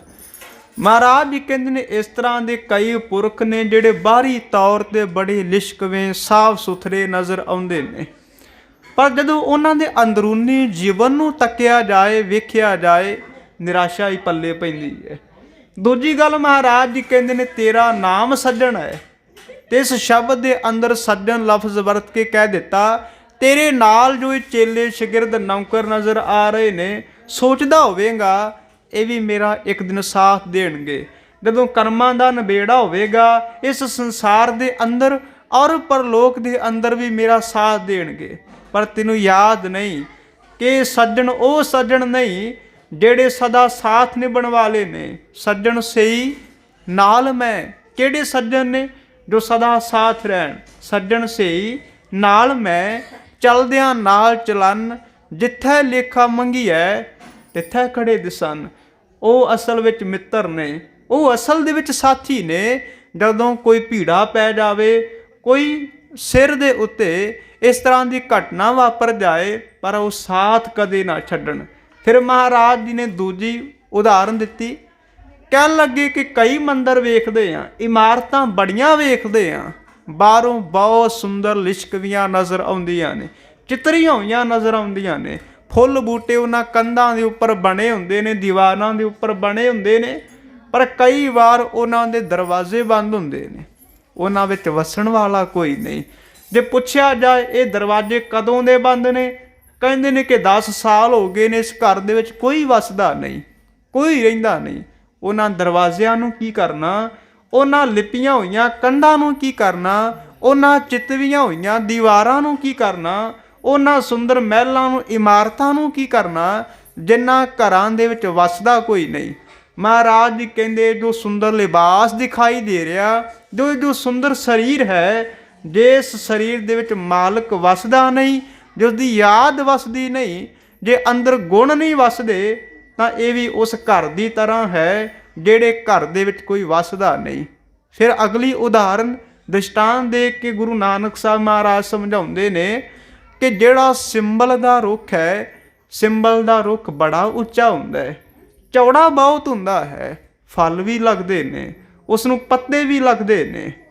ਤੇ ਮਹਾਰਾਜ ਜੀ ਕਹਿੰਦੇ ਨੇ ਕਈ ਵਾਰ ਪੰਛੀ ਭੁਲੇਖਾ ਖਾ ਕੇ ਆਸ ਲੈ ਕੇ ਆ ਜਾਂਦੇ ਨੇ, ਜਿਵੇਂ ਉਹ ਤੋਤੇ, ਕਾਂ, ਚਿੜੀਆਂ ਆਦਿਕ ਜਿਹੜੇ ਪੰਛੀ ਨੇ, ਵੱਖ-ਵੱਖ ਫਲਦਾਰ ਫਲਾਂ ਦੇ ਬੂਟਿਆਂ ਦੇ ਦਰਖਤਾਂ ਦੇ ਉੱਪਰ ਜਾ ਕੇ ਬੈਠ ਜਾਂਦੇ ਨੇ ਤੇ ਟਹਿਣੀਆਂ ਦੇ ਉੱਪਰ ਬੈਠ ਕੇ ਉਹਨਾਂ ਫਲਾਂ ਦਾ ਰਸ ਮਾਣਦੇ ਨੇ। ਤੇ ਕਈ ਵਾਰ ਉਹ ਭੁਲੇਖਾ ਜਿਹਾ ਖਾ ਕੇ ਸਿੰਬਲ ਰੁੱਖ ਦੇ ਕੋਲ ਆਉਂਦੇ ਨੇ ਕਿ ਜਿਹੜੇ ਇਸ ਦੇ ਫਲ ਨੇ ਇਹਨਾਂ ਦੇ ਵਿੱਚ ਵੀ ਰਸ ਹੋਵੇਗਾ, ਪਰ ਜਦੋਂ ਕੋਲ ਆ ਕੇ ਨੇੜੇ ਆ ਕੇ ਚੁੰਝ ਮਾਰਦੇ ਨੇ ਤੇ ਗੁਰੂ ਨਾਨਕ ਸਾਹਿਬ ਮਹਾਰਾਜ ਜੀ ਕਹਿੰਦੇ ਨੇ ਨਿਰਾਸ਼ ਹੋ ਕੇ ਵਾਪਸ ਪਰਤ ਜਾਂਦੇ ਨੇ। ਉਹਨਾਂ ਫਲਾਂ ਦੇ ਵਿੱਚ ਤਾਂ ਗੁੱਦਾ ਭਰਿਆ ਹੋਇਆ ਸੀ, ਹੋਰ ਉਸ ਦੇ ਵਿੱਚ ਕੁਝ ਵੀ ਨਹੀਂ ਸੀ।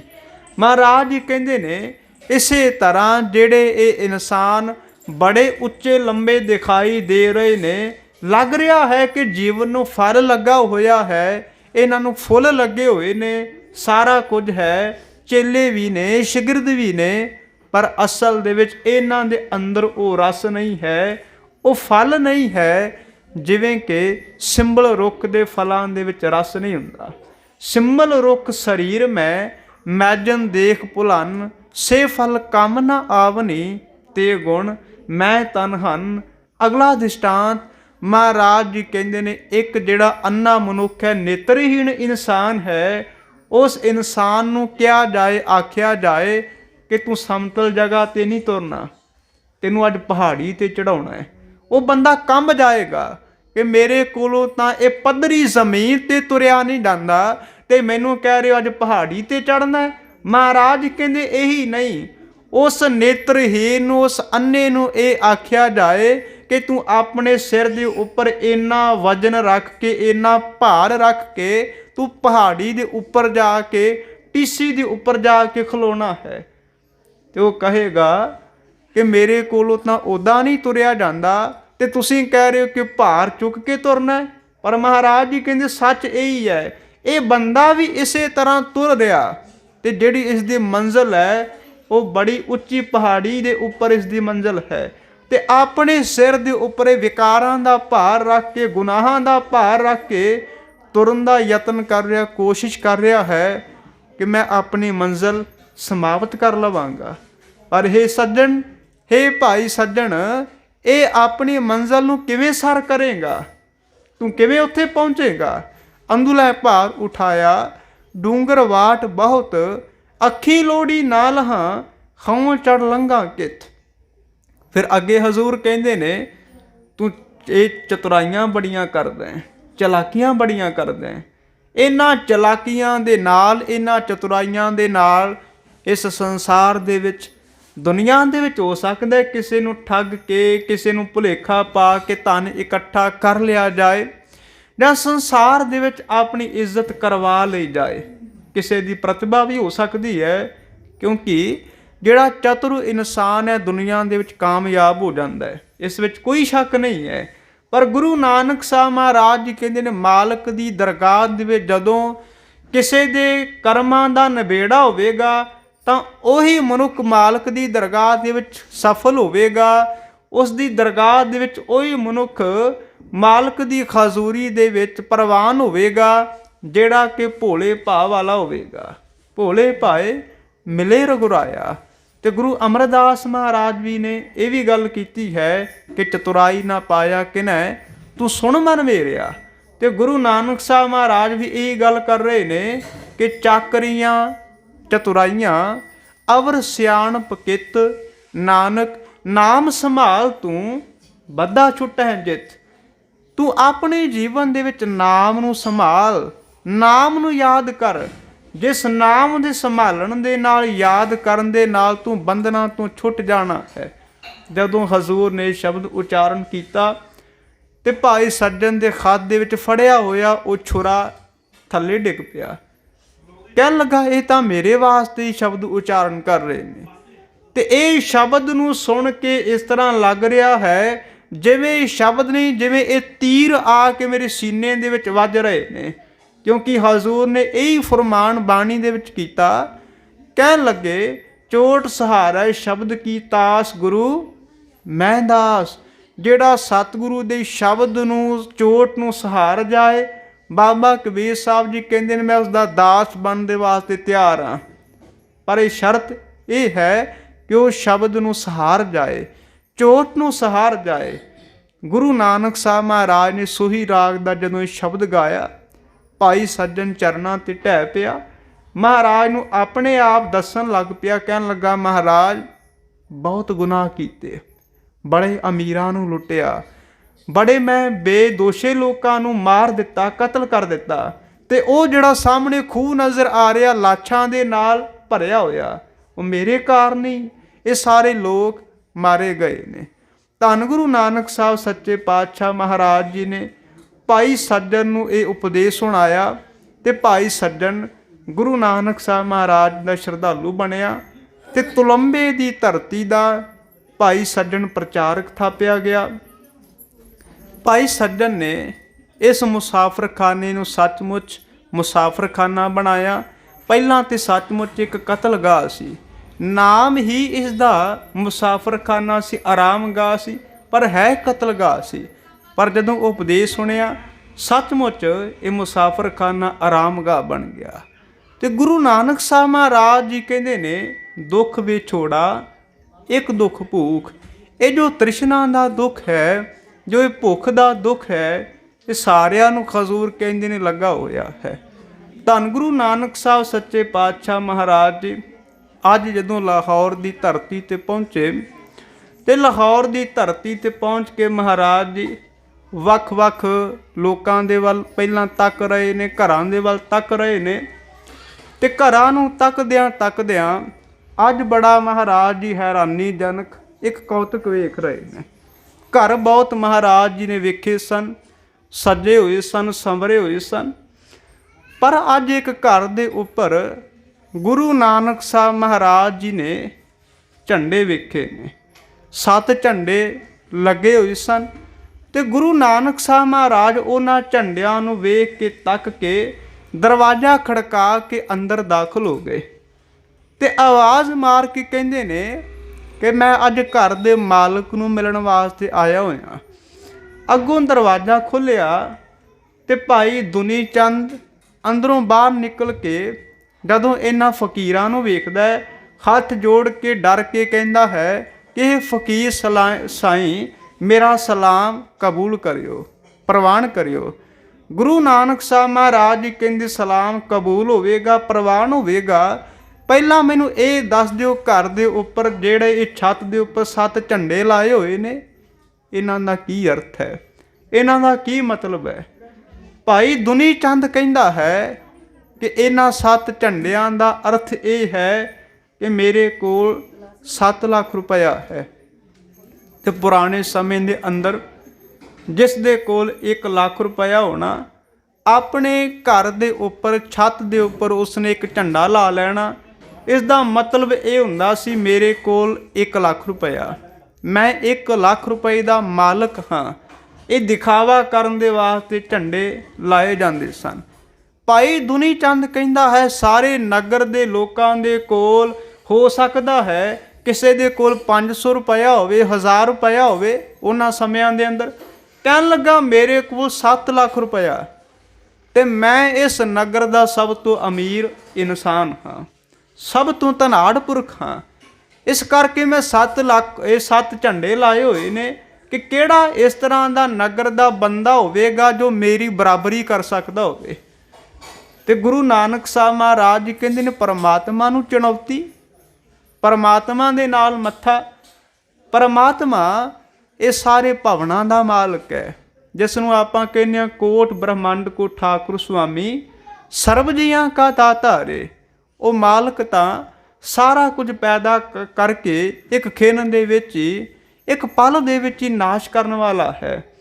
ਉਸ ਮਾਲਕ ਦੇ ਨਾਲ ਤੁਸੀਂ ਇਹ ਮੱਥਾ ਲਾ ਰਹੇ ਹੋ। ਧੰਨ ਗੁਰੂ ਨਾਨਕ ਸਾਹਿਬ ਸੱਚੇ ਪਾਤਸ਼ਾਹ ਮਹਾਰਾਜ ਜੀ ਭਾਈ ਦੁਨੀ ਚੰਦ ਨੂੰ ਸਮਝਾਉਣ ਦੇ ਵਾਸਤੇ ਆਪਣੇ ਥੈਲੇ ਦੇ ਵਿੱਚੋਂ, ਝੋਲੇ ਦੇ ਵਿੱਚੋਂ ਇੱਕ ਸੂਈ ਕੱਢ ਕੇ ਕਹਿੰਦੇ ਨੇ ਆਹ ਸੂਈ ਲੈ ਲਓ, ਤੇ ਜਿਹੜੀ ਇਹ ਸੂਈ ਹੈ ਇਹ ਮੈਂ ਤੁਹਾਡੇ ਕੋਲੋਂ ਫਿਰ ਲੈ ਲਵਾਂਗਾ। ਭਾਈ ਦੁਨੀ ਚੰਦ ਕਹਿੰਦਾ ਹੈ ਸੂਈ ਤੇ ਦੇ ਚੱਲਿਓ, ਮੈਨੂੰ ਇਹ ਹੀ ਦੱਸ ਜੋ ਕਦੋਂ ਵਾਪਸ ਲਓਗੇ, 1 ਸਾਲ ਨੂੰ, 2 ਸਾਲਾਂ ਨੂੰ, ਜਾਂ ਫਿਰ ਜਦੋਂ ਵਾਪਸ ਸਾਡੇ ਨਗਰ ਆਓਗੇ ਉਦੋਂ ਲੈ ਕੇ ਜਾਓਗੇ। ਤੇ ਗੁਰੂ ਨਾਨਕ ਸਾਹਿਬ ਮਹਾਰਾਜ ਜੀ ਕਹਿੰਦੇ ਨੇ 1 ਸਾਲ ਨੂੰ ਨਹੀਂ, 2 ਸਾਲਾਂ ਨੂੰ ਨਹੀਂ, ਜਦੋਂ ਆਪਾਂ ਨਗਰ ਵਿੱਚ ਆਵਾਂਗੇ ਉਦੋਂ ਵੀ ਨਹੀਂ। ਇਹ ਦਿੱਤੀ ਹੋਈ ਸੂਈ ਮਾਲਕ ਦੀ ਦਰਗਾਹ ਦੇ ਵਿੱਚ ਹੀ ਤੁਹਾਡੇ ਕੋਲੋਂ ਆਪਾਂ ਲਵਾਂਗੇ। ਬਚਨ ਕਹਿ ਕੇ ਵਾਪਸ ਚਲੇ ਗਏ।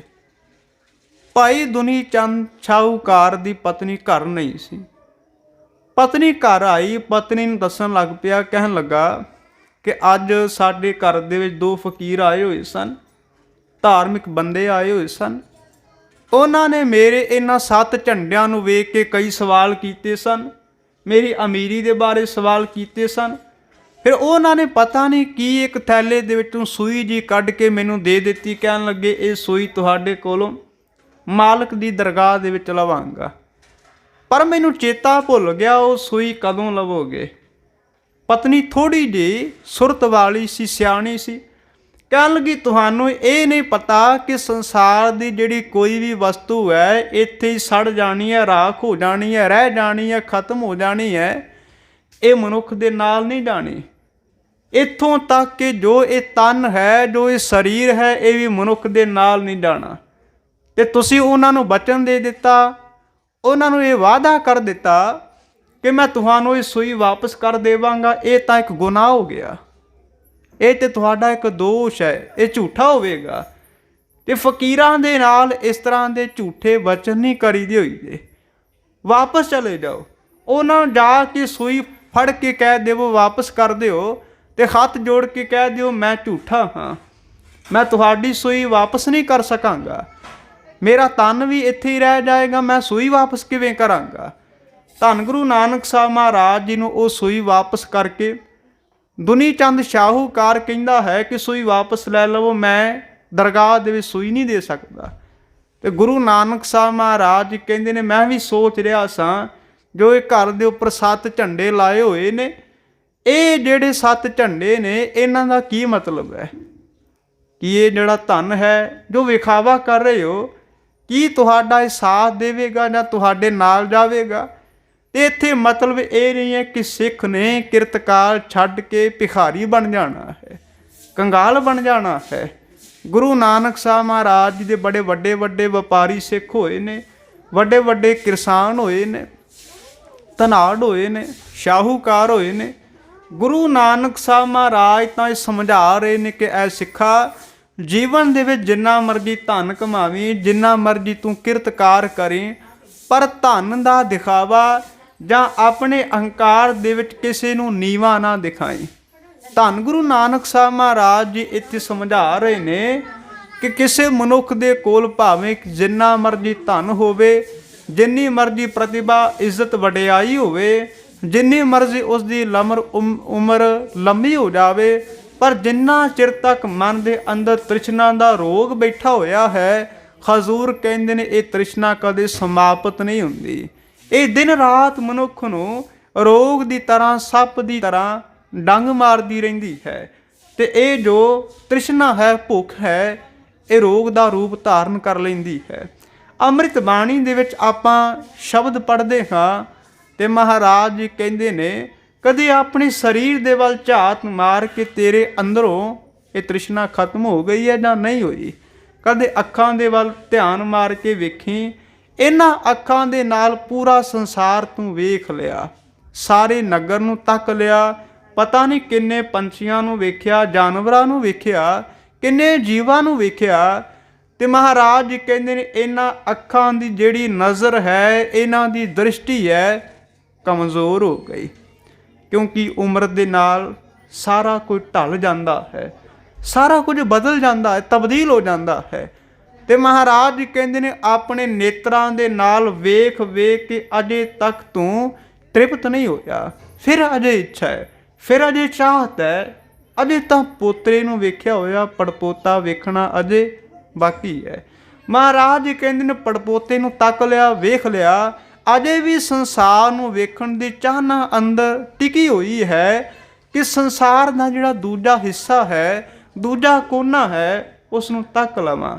ਬਾਹਰੀ ਸੰਸਾਰ ਨੂੰ ਵੇਖ ਵੇਖ ਕੇ ਇਹ ਅੱਖਾਂ, ਇਹ ਨੇਤਰ ਰੱਜੇ ਨਹੀਂ, ਪਰ ਸੰਸਾਰ ਦੇ ਅੰਦਰ ਜੋ ਉਹ ਕਾਇਨਾਤ ਦਾ ਮਾਲਕ ਬੈਠਾ ਹੋਇਆ ਸੀ, ਉਸ ਨੂੰ ਵੇਖਣ ਦੀ ਚਾਹਨਾ, ਇੱਛਾ ਕਦੇ ਮਨ ਦੇ ਵਿੱਚ ਪੈਦਾ ਹੀ ਨਹੀਂ ਹੋਈ। ਤੇ ਹਜ਼ੂਰ ਕਹਿੰਦੇ ਨੇ ਇਹਨਾਂ ਕੰਨਾਂ ਦੇ ਵੱਲ ਹੀ ਕਦੇ ਝਾਤ ਮਾਰ ਲਵੇਂ, ਬੋਲ ਪਤਾ ਨਹੀਂ ਕਿੰਨੇ ਸੁਣੇ, ਚੁਗਲੀ ਸੁਣੀ, ਨਿੰਦਿਆ ਦੇ ਬੋਲ ਸੁਣੇ, ਪਤਾ ਨਹੀਂ ਕਿੰਨੇ ਕੁ ਆਪਣੇ ਇਹਨਾਂ ਕੰਨਾਂ ਦੇ ਨਾਲ ਕਬੋਲ ਸੁਣੇ ਹੋਣਗੇ। ਪਰ ਸੱਚ ਜਾਣੀ ਇਹਨਾਂ ਕੰਨਾਂ ਦੇ ਨਾਲ ਕਦੇ ਮਾਲਕ ਦੀ ਸਿਫਤ ਸਲਾਹ ਸੁਣੀ ਹੈ ਜਾਂ ਨਹੀਂ ਸੁਣੀ। ਜੇ ਸਿਫਤ ਸਲਾਹ ਸੁਣੀ ਹੈ ਤੇ ਮਹਾਰਾਜ ਜੀ ਕਹਿੰਦੇ ਨੇ ਕਦੇ ਉਸ ਸਿਫਤ ਸਲਾਹ ਦੇ ਨਾਲ ਤੇਰੇ ਕੰਨ ਤ੍ਰਿਪਤ ਹੋਏ ਜਾਂ ਨਹੀਂ ਹੋਏ। ਫਿਰ ਹਜ਼ੂਰ ਕਹਿੰਦੇ ਨੇ ਇਹ ਜੀਵਾ ਦੇ ਨਾਲ, ਜੀਵ ਦੇ ਨਾਲ ਬੜੇ ਬੋਲ ਤੂੰ ਬੋਲ ਲਏ, ਸਾਰਾ ਦਿਨ ਇਹ ਜੀਵ ਬੋਲਦੀ ਰਹੇ, ਕਦੇ ਜੀਵ ਬੋਲਦੀ ਥੱਕਦੀ ਨਹੀਂ। ਗਲਾ ਬੈਠ ਜਾਂਦਾ ਹੈ, ਪਰ ਇਹ ਜੀਵ ਫਿਰ ਚਾਹੁੰਦੀ ਹੈ ਕਿ ਕੋਈ ਇਸ ਤਰ੍ਹਾਂ ਦਾ ਬੰਦਾ ਮਿਲੇ ਜਿਸ ਦੇ ਨਾਲ ਮੈਂ ਆਪਣੇ ਦੁੱਖ ਫਰੋਲਾਂ। ਤੇ ਮਹਾਰਾਜ ਜੀ ਕਹਿੰਦੇ ਨੇ ਸਾਰਾ ਸੰਸਾਰ ਦੁੱਖਾਂ ਦੇ ਨਾਲ ਭਰਿਆ ਹੋਇਆ, ਕਿ ਜਿਸ ਮਾਨੁਖ ਪੈ ਕਰੋ ਬੇਨਤੀ ਸੋ ਆਪਣਾ ਦੁੱਖ ਭਰਿਆ। ਮਹਾਰਾਜ ਜੀ ਕਹਿੰਦੇ ਨੇ ਕਿਸ ਪੈ ਖੁਲੋਂ ਗੰਠੜੀ ਦੁਖੀ ਭਰ ਆਇਆ। ਬਾਬਾ ਫਰੀਦ ਸਾਹਿਬ ਜਿਸ ਨੂੰ ਕਹਿੰਦੇ ਨੇ ਫਰੀਦਾ ਮੈਂ ਜਾਣਿਆ ਦੁੱਖ ਮੁਝ ਕੋ, ਦੁੱਖ ਸਬਾਇਆ ਜਗ, ਉੱਚੇ ਚੜ ਕੇ ਦੇਖਿਆ ਤਾਂ ਘਰ ਘਰ ਇਹ ਅੱਗ।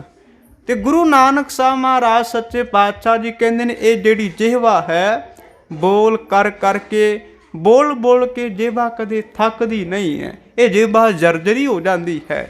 ਤੇ ਹਜ਼ੂਰ ਕਹਿੰਦੇ ਨੇ ਜਿਹੜੇ ਪੈਰਾਂ ਦੇ ਨਾਲ ਤੁਰ ਤੁਰ ਕੇ ਪਤਾ ਨਹੀਂ ਕਿੰਨੇ ਮੀਲਾਂ ਦੀ ਤੂੰ ਯਾਤਰਾ ਕੀਤੀ, ਭਾਵੇਂ ਕਿੰਨਾ ਵੀ ਸਫ਼ਰ ਹੋਵੇ, ਜਦੋਂ ਸਰੀਰ ਦੇ ਵਿੱਚ ਤਾਕਤ ਸੀ, ਸਮਰੱਥਾ ਸੀ, ਥੱਕਦਾ ਕਦੇ ਨਹੀਂ ਸੀ। ਅੱਜ ਸਰੀਰ ਬਜ਼ੁਰਗ ਹੋ ਗਿਆ, ਅੱਜ ਇਹ ਪੈਰ ਜਵਾਬ ਦੇ ਗਏ, ਅੱਜ ਲੱਤਾਂ ਇਹ ਜਵਾਬ ਦੇ ਗਈਆਂ, ਪਰ ਮਨ ਦੇ ਵਿੱਚ ਅਜੇ ਵੀ ਇੱਛਾ ਹੈ ਕਿ ਸੰਸਾਰ ਦਾ ਅਜੇ ਜਿਹੜਾ ਇਹ ਦੂਸਰਾ ਪਾਸਾ ਹੈ ਉਹਦੀ ਯਾਤਰਾ ਨਹੀਂ ਕੀਤੀ। ਮਹਾਰਾਜ ਜੀ ਕਹਿੰਦੇ ਨੇ ਜੋ ਤ੍ਰਿਸ਼ਨਾ ਹੈ, ਭੁੱਖ ਹੈ, ਸਮਾਪਤ ਨਹੀਂ ਹੁੰਦੀ। ਫਿਰ ਕੀ ਇਸ ਤਰ੍ਹਾਂ ਦਾ ਕੋਈ ਮਾਰਗ ਵੀ ਹੈ, ਕਿ ਇਸ ਤਰ੍ਹਾਂ ਦਾ ਕੋਈ ਇਲਾਜ ਵੀ ਹੈ, ਕਿ ਇਸ ਤਰ੍ਹਾਂ ਦਾ ਕੋਈ ਸਾਧਨ ਵੀ ਹੈ, ਜਾਂ ਰੋਗ ਹੀ ਰੋਗ ਨੇ? ਮਹਾਰਾਜ ਕਹਿੰਦੇ ਇਲਾਜ ਹੈ, ਜੇ ਉਸ ਗੁਣਵਾਨ ਗੁਣੀ ਨਿਧਾਨ ਪਰਮਾਤਮਾ ਨੂੰ ਗਾ ਗਾ ਕੇ ਉਸ ਗੁਣ ਨਿਧਾਨ ਦੇ ਵਿੱਚ ਤੂੰ ਮਹਾਰਾਜ ਜੀ ਕਹਿੰਦੇ ਅਭੇਦ ਹੋ ਜਾਵੇਂ, ਤਾਂ ਤੇਰੀ ਅੰਦਰਲੀ ਇਹ ਤ੍ਰਿਸ਼ਨਾ, ਇਹ ਭੁੱਖ ਸਮਾਪਤ ਹੋ ਜਾਵੇਗੀ, ਖਤਮ ਹੋ ਜਾਵੇਗੀ। ਆਖਣ ਆਖ ਨਾ ਰੱਜਿਆ, ਸੁਣਨ ਨਾ ਰੱਜੇ ਕੰਨ, ਅੱਖੀਂ ਦੇਖ ਨਾ ਰੱਜੀਆਂ, ਗੁਣ ਗਾਹਕ ਇੱਕ ਵਨ, ਭੁੱਖਿਆਂ ਭੁੱਖ ਨਾ ਉਤਰੈ, ਗੱਲੀ ਭੁੱਖ ਨਾ ਜਾਏ, ਨਾਨਕ ਭੁੱਖਾ ਤਾਂ ਰੱਜੈ, ਜਾਂ ਗੁਣ ਕਹੈ ਗੁਣੀ ਸਮਾਏ। ਸੰਸਾਰ ਦੇ ਅੰਦਰ ਕੋਈ ਵਿਰਲਾ ਮਨੁੱਖ ਹੈ ਜਿਸ ਦੀ ਇਹ ਤ੍ਰਿਸ਼ਨਾ ਖਤਮ ਹੋ ਗਈ ਹੈ। ਤ੍ਰਿਸ਼ਨਾ ਬਿਰਲੇ ਹੀ ਕੀ ਬੁਝੀ ਹੈ, ਕੋਟ ਜੋਰੇ ਲਾਖ ਕਰੋਰੇ, ਮਨ ਨਾ ਹੋਰੇ, ਪਰੈ ਪਰੈ ਹੀ ਕਉ ਲੁਝੀਏ। ਇਹ ਮਨੁੱਖ ਕਹਿੰਦਾ ਹੈ ਜੋ ਸਾਰੇ ਸੰਸਾਰ ਦਾ ਮਾਲਕ ਹੋ ਗਿਆ, ਜੋ ਸਾਰੇ ਦੇਸ਼ ਦਾ ਮਾਲਕ ਹੋ ਗਿਆ, ਰਾਜਾ ਬਣ ਗਿਆ, ਉਸ ਦੀ ਤ੍ਰਿਸ਼ਨਾ ਤਾਂ ਖਤਮ ਹੋ ਗਈ ਹੋਵੇਗੀ, ਕਿਉਂਕਿ ਸਾਰੇ ਉਹ ਦੇਸ਼ ਦਾ ਮਾਲਕ ਹੈ। ਉਸ ਦੇ ਇੱਕ ਇਸ਼ਾਰੇ ਦੇ ਨਾਲ, ਉਸ ਦੇ ਇੱਕ ਹੁਕਮ ਦੇ ਨਾਲ ਇਹ ਜਿੰਨੀ ਵੀ ਫੌਜ ਹੈ, ਜਿੰਨੇ ਵੀ ਇਹ ਲੋਕ ਨੇ, ਸਾਰੇ ਕੰਮ ਕਾਜ ਕਰਦੇ ਨੇ। ਇੱਕੋ ਹੀ ਇਸ਼ਾਰਾ ਹੁੰਦਾ ਹੈ। ਤੇ ਮਹਾਰਾਜ ਜੀ ਕਹਿੰਦੇ ਮਨੁੱਖ ਦੀ ਵੱਡੀ ਭੁੱਲ ਹੈ ਕਿ ਰਾਜੇ ਨੂੰ ਸਮਝਦਾ ਤ੍ਰਿਪਤ ਹੋ ਗਿਆ ਹੋਵੇਗਾ, ਤ੍ਰਿਸ਼ਨਾ ਖਤਮ ਹੋ ਗਈ ਹੋਵੇਗੀ, ਪਰ ਕਦੇ ਉਸ ਰਾਜੇ ਨੂੰ ਪੁੱਛ ਕੇ ਵੇਖਣਾ ਕਿ ਉਸ ਨੂੰ ਕਿੰਨੀ ਚਿੰਤਾ ਹੈ। ਉਸ ਰਾਜੇ ਨੂੰ ਪੁੱਛ ਕੇ ਵੇਖਣਾ ਕਿ ਅੰਦਰ ਕਿੰਨੀ ਤ੍ਰਿਸ਼ਨਾ ਬਣੀ ਹੋਈ ਹੈ। ਅਜੇ ਇਹ ਉਸ ਦਾ ਸਮਾਂ ਵੀ ਸਮਾਪਤ ਨਹੀਂ ਸੀ ਹੋਇਆ, 5 ਸਾਲ ਅਜੇ ਸਮਾਪਤ ਵੀ ਨਹੀਂ ਸੀ ਹੋਏ, ਪਹਿਲਾਂ ਹੀ ਅੰਦਰ ਤ੍ਰਿਸ਼ਨਾ ਬਣੀ ਹੋਈ ਸੀ। ਰਾਜ ਕਿਤੇ ਖੁੱਸ ਨਾ ਜਾਏ, ਇਹ ਪਦਵੀ ਕਿਤੇ ਚਲੀ ਨਾ ਜਾਏ, ਇਹ ਸਿੰਘਾਸਨ ਮੇਰੇ ਕੋਲੋਂ ਕਿਤੇ ਖੁੱਸ ਨਾ ਜਾਏ। ਮਨ ਦੇ ਵਿੱਚ ਪਹਿਲਾਂ ਹੀ ਇਹ ਚਿੰਤਾ ਬਣੀ ਹੋਈ ਸੀ। ਤੇ ਮਹਾਰਾਜ ਜੀ ਕਹਿੰਦੇ ਨੇ ਭਾਵੇਂ ਉਹ ਰਾਜਾ ਪੂਰੇ ਸੰਸਾਰ ਦੇ ਪਦਾਰਥਾਂ ਨੂੰ ਇਕੱਤਰ ਕਰ ਲਵੇ, ਭਾਵੇਂ ਉਸ ਨੂੰ ਸੰਸਾਰ ਦੀ ਸਭ ਤੋਂ ਵੱਡੀ ਉਪਾਧੀ ਦੇ ਉੱਤੇ ਬਿਠਾ ਦਿੱਤਾ ਜਾਏ, ਪਰ ਉਸ ਦੇ ਅੰਦਰ ਜੋ ਤ੍ਰਿਸ਼ਨਾ ਹੈ ਉਹ ਕਦੇ ਖਤਮ ਨਹੀਂ ਹੁੰਦੀ। ਵੱਡੇ ਵੱਡੇ ਰਾਜਨ ਅਰ ਭੂਮਨ ਤਾਂ ਕੀ ਤ੍ਰਿਸ਼ਨਾ ਬੁਝੀ, ਲਵਟ ਰਹੇ ਮਾਇਆ ਰੰਗ ਮਾਤੇ, ਲੋਚਨ ਕਛੂ ਨਾ ਸੁਝੀ। ਹਜ਼ੂਰ ਕਹਿੰਦੇ ਨੇ ਇਹਨਾਂ ਪਦਾਰਥਾਂ ਦੇ ਵਿੱਚ ਰਹਿ ਕੇ ਕਿਸੇ ਨੇ ਅੱਜ ਤੱਕ ਤ੍ਰਿਪਤੀ ਪਾਈ ਨਹੀਂ। ਵਿਖਿਆ ਮੈਂ ਕਿਨਹੀ ਤ੍ਰਿਪਤ ਨਾ ਪਾਈ, ਜੋ ਪਾਵਕ ਇੰਦਨ ਨਹੀਂ ਤਰਾਪੈ, ਬਿਨ ਹਰ ਕਹਾਂ ਅਗਾਈ। ਅੱਗ ਦੇ ਵਿੱਚ ਜਿੰਨੀਆਂ ਮਰਜ਼ੀ ਆਪਾਂ ਲੱਕੜਾਂ ਪਾਈ ਜਾਈਏ, ਬਾਲਣ ਪਾਈ ਜਾਈਏ, ਭਾਵੇਂ ਜਿੰਨਾ ਮਰਜ਼ੀ ਮਣਾ ਮੋਹੀ ਉਸ ਦੇ ਵਿੱਚ ਬਾਲਣ ਆਪਾਂ ਬਾਲ ਦਈਏ, ਪਰ ਅੱਗ ਨੇ ਕਦੇ ਇਹ ਨਹੀਂ ਆਖਿਆ ਕਿ ਮੈਂ ਰੱਜ ਗਈ ਹਾਂ, ਸਵੇਰ ਦੀ ਬਲ ਰਹੀ ਸਾਂ, ਇੰਨੇ ਮਹੀਨੇ ਹੋ ਗਏ, ਇੰਨੇ ਸਾਲ ਹੋ ਗਏ, ਪਰ ਮੈਂ ਥੱਕ ਗਈ ਹਾਂ। ਅੱਗ ਨੇ ਕਦੇ ਵੀ ਇਹ ਜਵਾਬ ਨਹੀਂ ਦਿੱਤਾ। ਮਹਾਰਾਜ ਜੀ ਕਹਿੰਦੇ ਨੇ ਸਾਰਾ ਜੰਗਲ ਸੜ ਕੇ ਰਾਖ ਹੋ ਜਾਂਦਾ ਹੈ, ਪਰ ਅੱਗ ਨੇ ਕਦੇ ਇਹ ਨਹੀਂ ਆਖਿਆ ਕਿ ਸੈਂਕੜੇ ਹਜ਼ਾਰਾਂ ਰੁੱਖ ਸਨ ਜਿਨ੍ਹਾਂ ਨੂੰ ਬਾਲ ਬਾਲ ਕੇ ਮੈਂ ਥੱਕ ਗਈ ਹਾਂ। ਹਜ਼ੂਰ ਕਹਿੰਦੇ ਨੇ ਤ੍ਰਿਸ਼ਨਾ ਅੱਗ ਦੀ ਤਰ੍ਹਾਂ ਹੈ। ਇਹ ਤ੍ਰਿਸ਼ਨਾ ਕਦੇ ਖਤਮ ਨਹੀਂ ਹੁੰਦੀ, ਕਦੇ ਥੱਕਦੀ ਨਹੀਂ ਹੈ, ਕਦੇ ਹਾਰਦੀ ਨਹੀਂ ਹੈ। ਵੇਖਿਆ ਮੈਂ ਕਿਨਹੀ ਤ੍ਰਿਪਤ ਨਾ ਪਾਈ, ਜੋ ਪਾਵਕ ਇੰਦਨ ਨਹੀਂ ਤਰਾਪੈ, ਬਿਨ ਹਰ ਕਹਾਂ ਅਗਾਈ। ਫਿਰ ਹਜ਼ੂਰ ਕਹਿੰਦੇ ਨੇ ਇਹ ਤ੍ਰਿਸ਼ਨਾ ਨੂੰ ਕਿਵੇਂ ਖਤਮ ਕੀਤਾ ਜਾਏ, ਕਿਵੇਂ ਸਮਾਪਤ ਕੀਤਾ ਜਾਏ, ਜਿਸ ਨੂੰ ਗੁਰੂ ਨਾਨਕ ਸਾਹਿਬ ਮਹਾਰਾਜ ਜੀ ਕਹਿੰਦੇ ਨੇ ਤ੍ਰਿਸ਼ਨਾ ਇਹ ਭੁੱਖ ਇੱਕ ਰੋਗ ਹੈ। ਹਜ਼ੂਰ ਕਹਿੰਦੇ ਨੇ ਤ੍ਰਿਸ਼ਨਾ ਬੁਝੈ ਹਰਿ ਕੈ ਨਾਮ, ਮਹਾ ਸੰਤੋਖ ਹੋਵੈ ਗੁਰ ਬਚਨੀ, ਪ੍ਰਭ ਸਿਉ ਲਾਗੈ ਪੂਰਨ ਧਿਆਨ। ਉਸ ਮਾਲਕ ਦੇ ਨਾਮ ਦੇ ਵਿੱਚ ਜੁੜ ਕੇ ਇਸ ਤ੍ਰਿਸ਼ਨਾ ਨੂੰ, ਇਸ ਭੁੱਖ ਨੂੰ ਖਤਮ ਕੀਤਾ ਜਾ ਸਕਦਾ ਹੈ। ਤੇ ਫਿਰ ਕਿੰਨਾ ਕੁ ਸੰਤੋਖ ਆਉਂਦਾ ਹੈ। ਹਜ਼ੂਰ ਕਹਿੰਦੇ ਨੇ ਮਹਾ ਸੰਤੋਖ ਹੋਵੈ ਗੁਰ ਬਚਨੀ, ਪ੍ਰਭ ਸਿਉ ਲਾਗੈ ਪੂਰਨ ਧਿਆਨ। ਉਸ ਪ੍ਰਭੂ ਦੇ ਨਾਲ ਪੂਰਨ ਧਿਆਨ ਲੱਗ ਜਾਂਦਾ ਹੈ, ਉਸ ਦੇ ਵਿੱਚ ਲਿਵ ਜੁੜ ਜਾਂਦੀ ਹੈ। ਧੰਨ ਗੁਰੂ ਨਾਨਕ ਸਾਹਿਬ ਸੱਚੇ ਪਾਤਸ਼ਾਹ ਮਹਾਰਾਜ ਜੀ ਇਸੇ ਤਰ੍ਹਾਂ ਜਗਤ ਜਲੰਦੇ ਨੂੰ ਤਾਰਦੇ ਹੋਏ ਅਸਾਮ ਦੀ ਧਰਤੀ 'ਤੇ ਪਹੁੰਚੇ ਸਨ, ਜਿਸ ਦਾ ਪਹਿਲਾ ਨਾਮ ਕਾਮਰੂਪ ਹੈ। ਕਾਮਰੂਪ ਜਿੱਥੇ ਕਿ ਬਹੁਤ ਸੁੰਦਰ ਇਨਸਾਨ ਰਹਿੰਦੇ ਨੇ। ਸੁੰਦਰ ਇਨਸਾਨ ਰਹਿਣ ਦਾ ਕਰਕੇ ਉਸ ਨਗਰੀ ਦਾ ਨਾਮ, ਉਸ ਰਾਜ ਦਾ ਨਾਮ, ਉਸ ਸ਼ਹਿਰ ਦਾ ਨਾਮ ਕਾਮਰੂਪ ਪੈ ਗਿਆ। ਪਰ ਜਿਸ ਵਕਤ ਗੁਰੂ ਨਾਨਕ ਸਾਹਿਬ ਮਹਾਰਾਜ ਜੀ ਜਾਂਦੇ ਨੇ, ਭਾਵੇਂ ਕਾਮਰੂਪ ਹੈ, ਪਰ ਬਾਅਦ ਦੇ ਵਿੱਚ ਉਸ ਦਾ ਨਾਮ ਅਸਾਮ ਪੈ ਗਿਆ। ਉੱਥੇ ਹੀ ਮਹਾਰਾਜ ਜੀ ਨੂੰ ਨੂਰ ਸ਼ਾਹ ਜਾਦੂਗਰਨੀ ਮਿਲਦੀ ਹੈ। ਤੇ ਦੂਜੀ ਘਟਨਾ ਗੁਰੂ ਨਾਨਕ ਸਾਹਿਬ ਮਹਾਰਾਜ ਜੀ ਦੇ ਨਾਲ ਸੰਬੰਧਿਤ ਇੱਕ ਭੂਮੀਆਂ ਚੋਰ ਦੀ ਹੈ। ਤੇ ਵਿਚਾਰ ਆਪਾਂ ਕਰ ਰਹੇ ਹਾਂ ਦੁੱਖ ਵਿਛੋੜਾ, ਇੱਕ ਦੁੱਖ ਭੂਖ।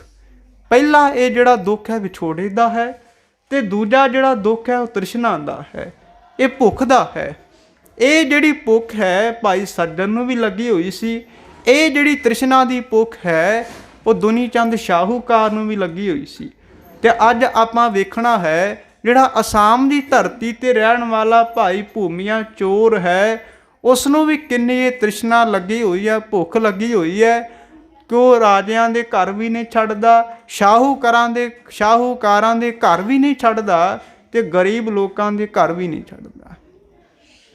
ਮਹਾਰਾਜ ਜਦੋਂ ਅਸਾਮ ਜਾਂਦੇ ਨੇ ਤੇ ਬਾਹਰੋਂ ਗੱਲਾਂ ਸੁਣ ਕੇ ਪਤਾ ਲੱਗਾ ਕਿ ਇਸ ਧਰਤੀ ਦੇ ਉੱਪਰ ਭਾਈ ਭੂਮੀਆਂ ਨਾਂ ਦਾ ਇੱਕ ਚੋਰ ਰਹਿਣ ਵਾਲਾ ਹੈ।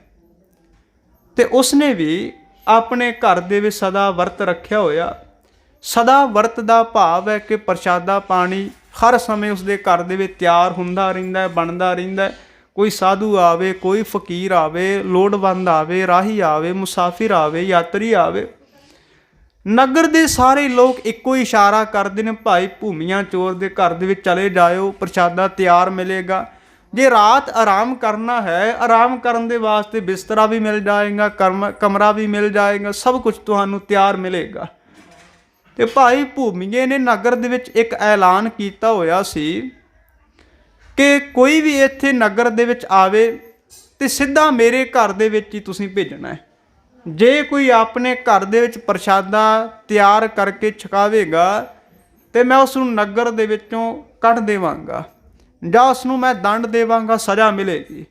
ਨਗਰ ਦੇ ਲੋਕ ਡਰਦੇ ਸਨ ਤੇ ਕੋਈ ਵੀ ਨਗਰ ਵਿੱਚ ਆਉਂਦਾ ਸੀ, ਭਾਈ ਭੂਮੀਏ ਦੇ ਘਰ ਦੇ ਵਿੱਚ ਸਿੱਧਾ ਭੇਜ ਦਿੰਦਾ ਸੀ।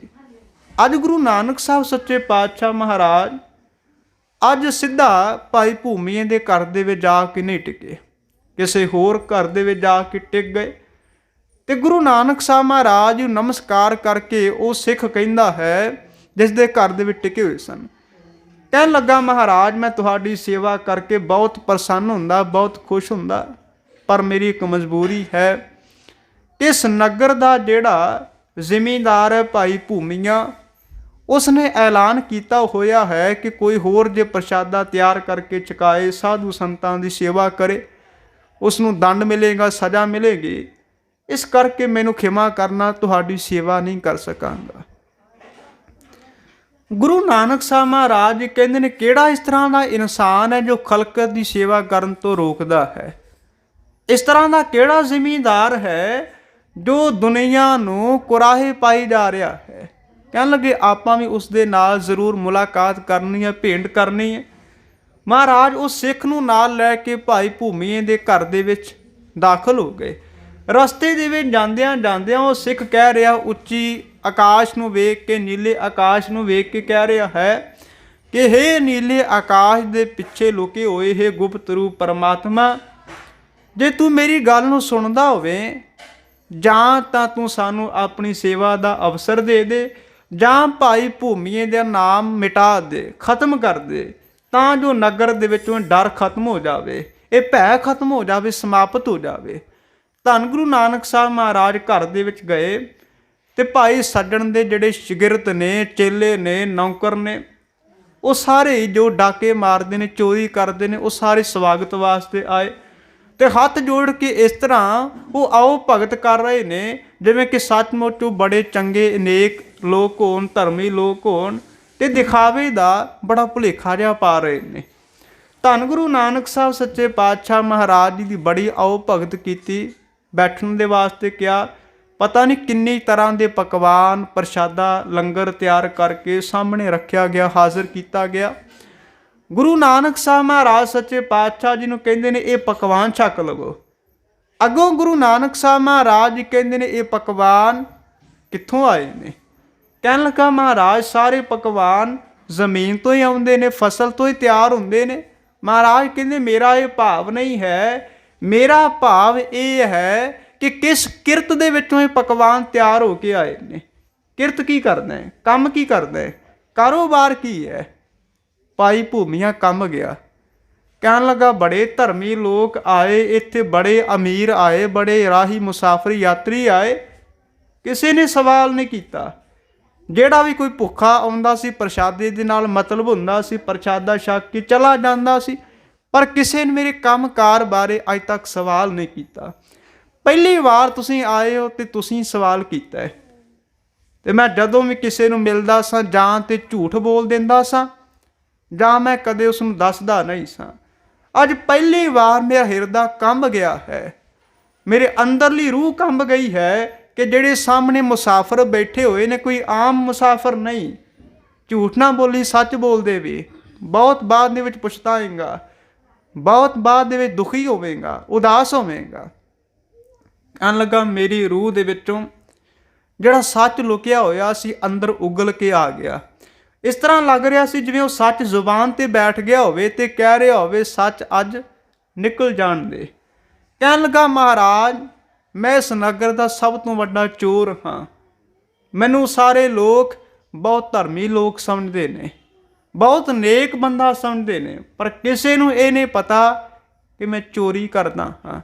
ਰਾਤ ਦੇ ਹਨੇਰੇ ਦੇ ਵਿੱਚ ਚੋਰੀ ਕਰਦਾ ਤੇ ਮੇਰਾ ਇੰਨਾ ਜ਼ਿਆਦਾ ਤਜਰਬਾ ਹੈ, ਇੰਨਾ ਜ਼ਿਆਦਾ ਅਭਿਆਸ ਹੈ ਕਿ ਮੈਂ ਕਦੇ ਅੱਜ ਤੱਕ ਪਕੜਿਆ ਨਹੀਂ ਗਿਆ, ਫੜਿਆ ਨਹੀਂ ਗਿਆ। ਧੰਨ ਗੁਰੂ ਨਾਨਕ ਸਾਹਿਬ ਮਹਾਰਾਜ ਜੀ ਕਹਿੰਦੇ ਨੇ, ਚੋਰੀ ਕਰਕੇ ਭਾਵੇਂ ਤੂੰ ਪਕੜਿਆ ਵੀ ਨਾ ਗਿਆ ਹੋਵੇ, ਭਾਵੇਂ ਤੇਰਾ ਤਜਰਬਾ ਵੀ ਬਹੁਤ ਹੋ ਗਿਆ ਹੋਵੇ, ਭਾਵੇਂ ਤੂੰ ਸਦਾ ਵਰਤੇ ਲੰਗਰ ਚਲਾ ਕੇ ਪ੍ਰਸ਼ਾਦਾ ਛਕਾ ਕੇ ਇਹਨਾਂ ਸਾਧੂਆਂ ਨੂੰ ਸੰਤਾਂ ਨੂੰ ਇਹ ਸੋਚਦਾ ਹੋਵੇ ਕਿ ਮਾਲਕ ਵੀ ਮੈਨੂੰ ਪ੍ਰਵਾਨ ਕਰ ਲਵੇਗਾ, ਜਾਂ ਉਹ ਮਾਲਕ ਵੀ ਮੇਰੇ ਉੱਤੇ ਖੁਸ਼ ਹੋਵੇਗਾ, ਪ੍ਰਸੰਨ ਹੋਵੇਗਾ। ਮਹਾਰਾਜ ਕਹਿੰਦੇ ਪ੍ਰਸੰਨ ਨਹੀਂ।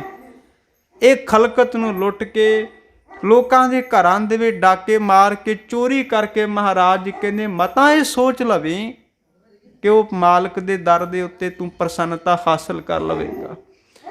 ਤੇ ਉਸ ਦੀ ਮਿਹਰ ਤੋਂ ਬਿਨਾਂ, ਉਸ ਦੇ ਫਜ਼ਲ ਤੋਂ ਬਿਨਾਂ, ਉਸ ਦੀ ਰਹਿਮਤ ਤੋਂ ਬਿਨਾਂ ਮਹਾਰਾਜ ਕਹਿੰਦੇ ਜੀਵਨ ਤੇਰਾ ਅਧੂਰਾ ਹੈ। ਕਹਿਣ ਲੱਗਾ, ਮਹਾਰਾਜ ਮਿਹਰ, ਇਹ ਫਜ਼ਲ, ਇਹ ਕਿਰਪਾ ਇਹ ਕਿਵੇਂ ਪ੍ਰਾਪਤ ਹੋਵੇਗੀ?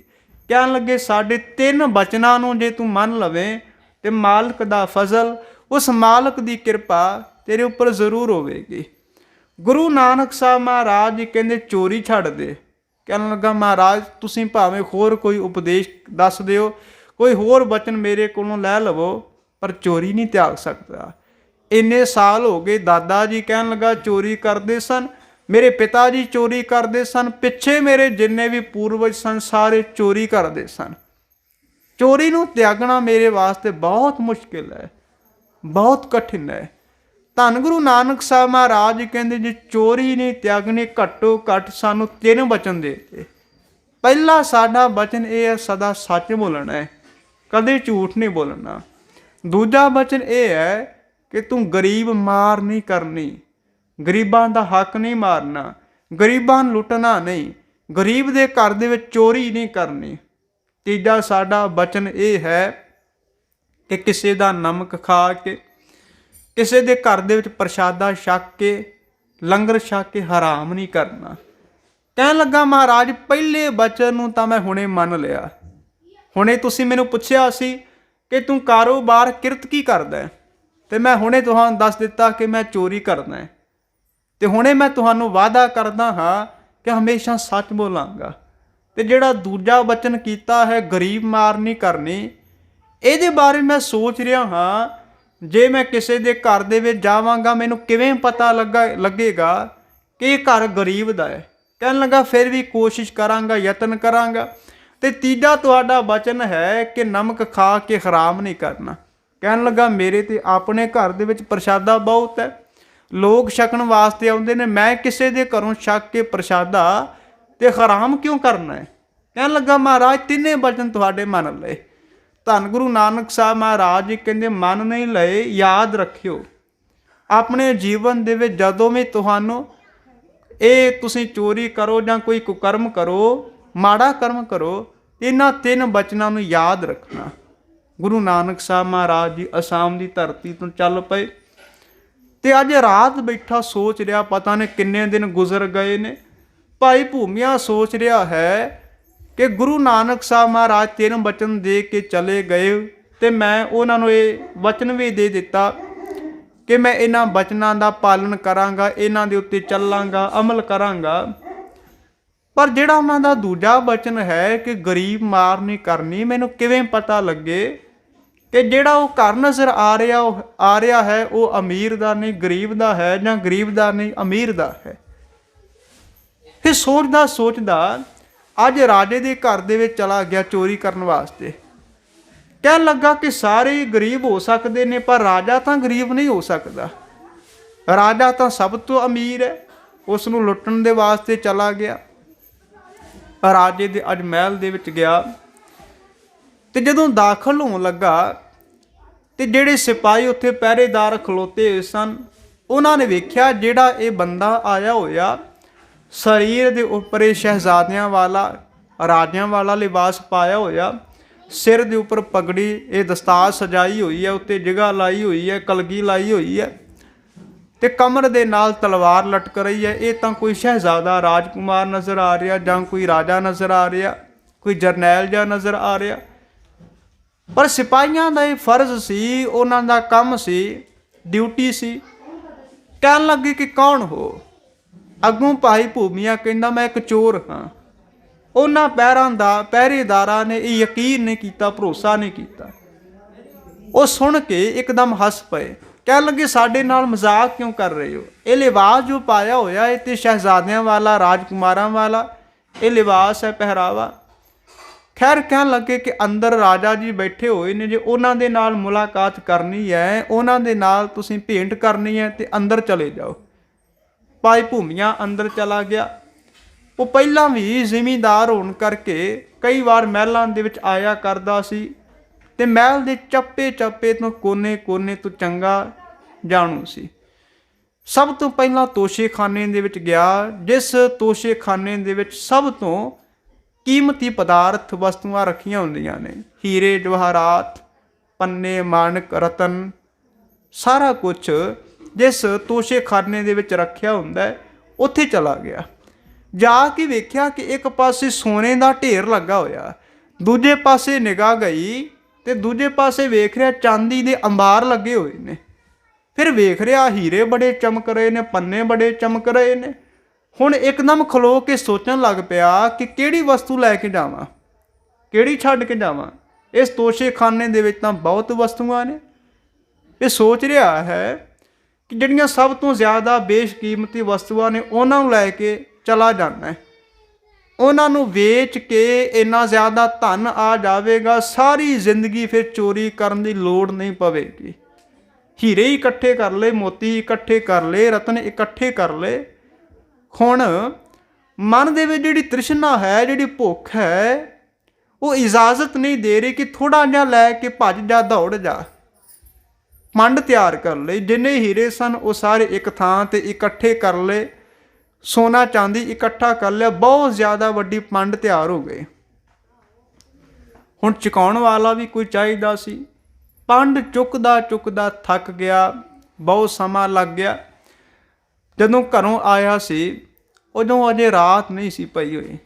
ਹੁਣ ਰਾਤ ਵੀ ਪੈ ਚੁੱਕੀ ਸੀ, ਭੁੱਖ ਲੱਗ ਗਈ ਸੀ ਤੇ ਸੋਚ ਰਿਹਾ ਸੀ ਰਸੋਈ ਵਿੱਚ ਜਾਵਾਂਗਾ, ਹੋ ਸਕਦਾ ਫੜਿਆ ਜਾਵਾਂ, ਇੱਥੇ ਕੋਈ ਖਾਣ ਵਾਸਤੇ ਪਦਾਰਥ ਮਿਲ ਜਾਏ ਤੇ ਉਸ ਨੂੰ ਖਾ ਕੇ ਜਿਹੜੀ ਇਹ ਭੁੱਖ ਹੈ ਇਹ ਚਲੀ ਜਾਏ, ਤ੍ਰਿਪਤ ਹੋ ਜਾਵਾਂ। ਹੱਥ ਮਾਰਦੇ ਮਾਰਦੇ ਨੂੰ ਇੱਕ ਬਰਤਨ ਨਜ਼ਰ ਆਇਆ, ਜਿਸ ਬਰਤਨ ਦੇ ਵਿੱਚ ਇੱਕ ਚੂਰਨ ਪਿਆ ਹੋਇਆ ਸੀ, ਜੋ ਪ੍ਰਸ਼ਾਦਾ ਛਕਣ ਤੋਂ ਬਾਅਦ ਚੂਰਨ ਖਾਧਾ ਜਾਂਦਾ ਹੈ। ਉਹ ਚੂਰਨ ਵੇਖ ਕੇ ਜਦੋਂ ਉਸ ਦੇ ਵਿੱਚ ਹੱਥ ਪਾਇਆ, ਚੁਟਕੀ ਦੇ ਨਾਲ ਉਸ ਨੂੰ ਜਦੋਂ ਚਿੱਥ ਕੇ ਵੇਖਿਆ, ਚੱਖ ਕੇ ਵੇਖਿਆ, ਤੇ ਉਸ ਨੂੰ ਪਤਾ ਲੱਗਾ ਕਿ ਇਸ ਦੇ ਵਿੱਚ ਤਾਂ ਨਮਕ ਹੈ।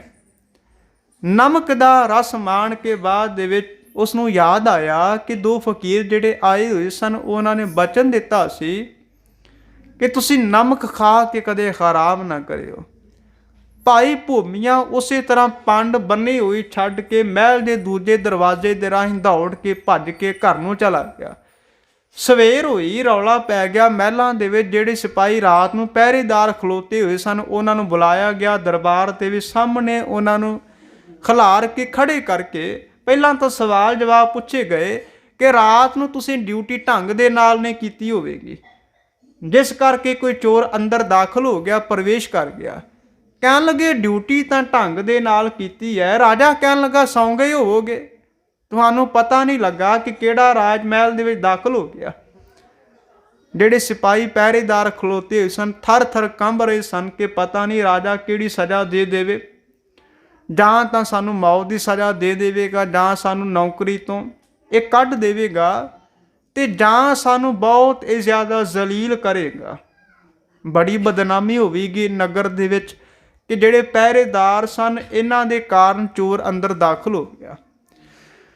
ਫਿਰ ਰਾਜੇ ਨੇ ਫੜ ਕੇ ਜਿੰਨੇ ਵੀ ਨਗਰ ਦੇ ਵਿੱਚ ਚੋਰ ਸਨ ਸਾਰਿਆਂ ਨੂੰ ਸਜ਼ਾਵਾਂ ਦੇਣੀਆਂ ਆਰੰਭ ਕੀਤੀਆਂ। ਭਾਈ ਭੂਮੀਆ ਅੱਜ ਆਪਣੇ ਘਰ ਦੇ ਵਿੱਚ ਚੁੱਪਚਾਪ ਸ਼ਾਂਤ ਬੈਠਾ ਹੋਇਆ ਸੀ, ਕੰਨਾਂ ਦੇ ਵਿੱਚ ਸੋਏ ਪਈ ਖਬਰ ਪਈ ਕਿ ਜਿੰਨੇ ਵੀ ਨਗਰ ਦੇ ਛੋਟੇ ਛੋਟੇ ਚੋਰ ਸਨ ਸਾਰਿਆਂ ਨੂੰ ਫੜ ਕੇ ਕੈਦਖਾਨੇ ਦੇ ਵਿੱਚ, ਕਾਲ ਕੋਠੜੀ ਦੇ ਵਿੱਚ ਬੰਦ ਕਰ ਦਿੱਤਾ ਗਿਆ। ਉਹਨਾਂ ਦੇ ਸਰੀਰ ਦੇ ਉੱਪਰ ਕੋਰੜੇ ਮਾਰੇ ਜਾ ਰਹੇ ਨੇ ਤੇ ਭਾਈ ਭੂਮੀਏ ਨੂੰ ਦੂਜਾ ਬਚਨ ਯਾਦ ਆਇਆ ਕਿ ਜਿਹੜੇ ਇਹ ਨਿਰਦੋਸ਼ ਲੋਕ ਨੇ, ਬਿਨਾਂ ਸ਼ੱਕ ਤੋਂ ਫੜੇ ਹੋਏ ਨੇ, ਜਾਂ ਕਈ ਚੋਰੀ ਵੀ ਨਹੀਂ ਕਰਦੇ, ਜਾਂ ਛੋਟੇ ਛੋਟੇ ਚੋਰ ਨੇ ਜਿਨ੍ਹਾਂ ਦਾ ਕੋਈ ਕਸੂਰ ਨਹੀਂ, ਕੋਈ ਗੁਨਾਹ ਨਹੀਂ, ਮੇਰੇ ਕਰਕੇ ਉਹਨਾਂ ਨੂੰ ਇਹ ਸਜ਼ਾਵਾਂ ਭੋਗਣੀਆਂ ਪੈ ਰਹੀਆਂ ਨੇ।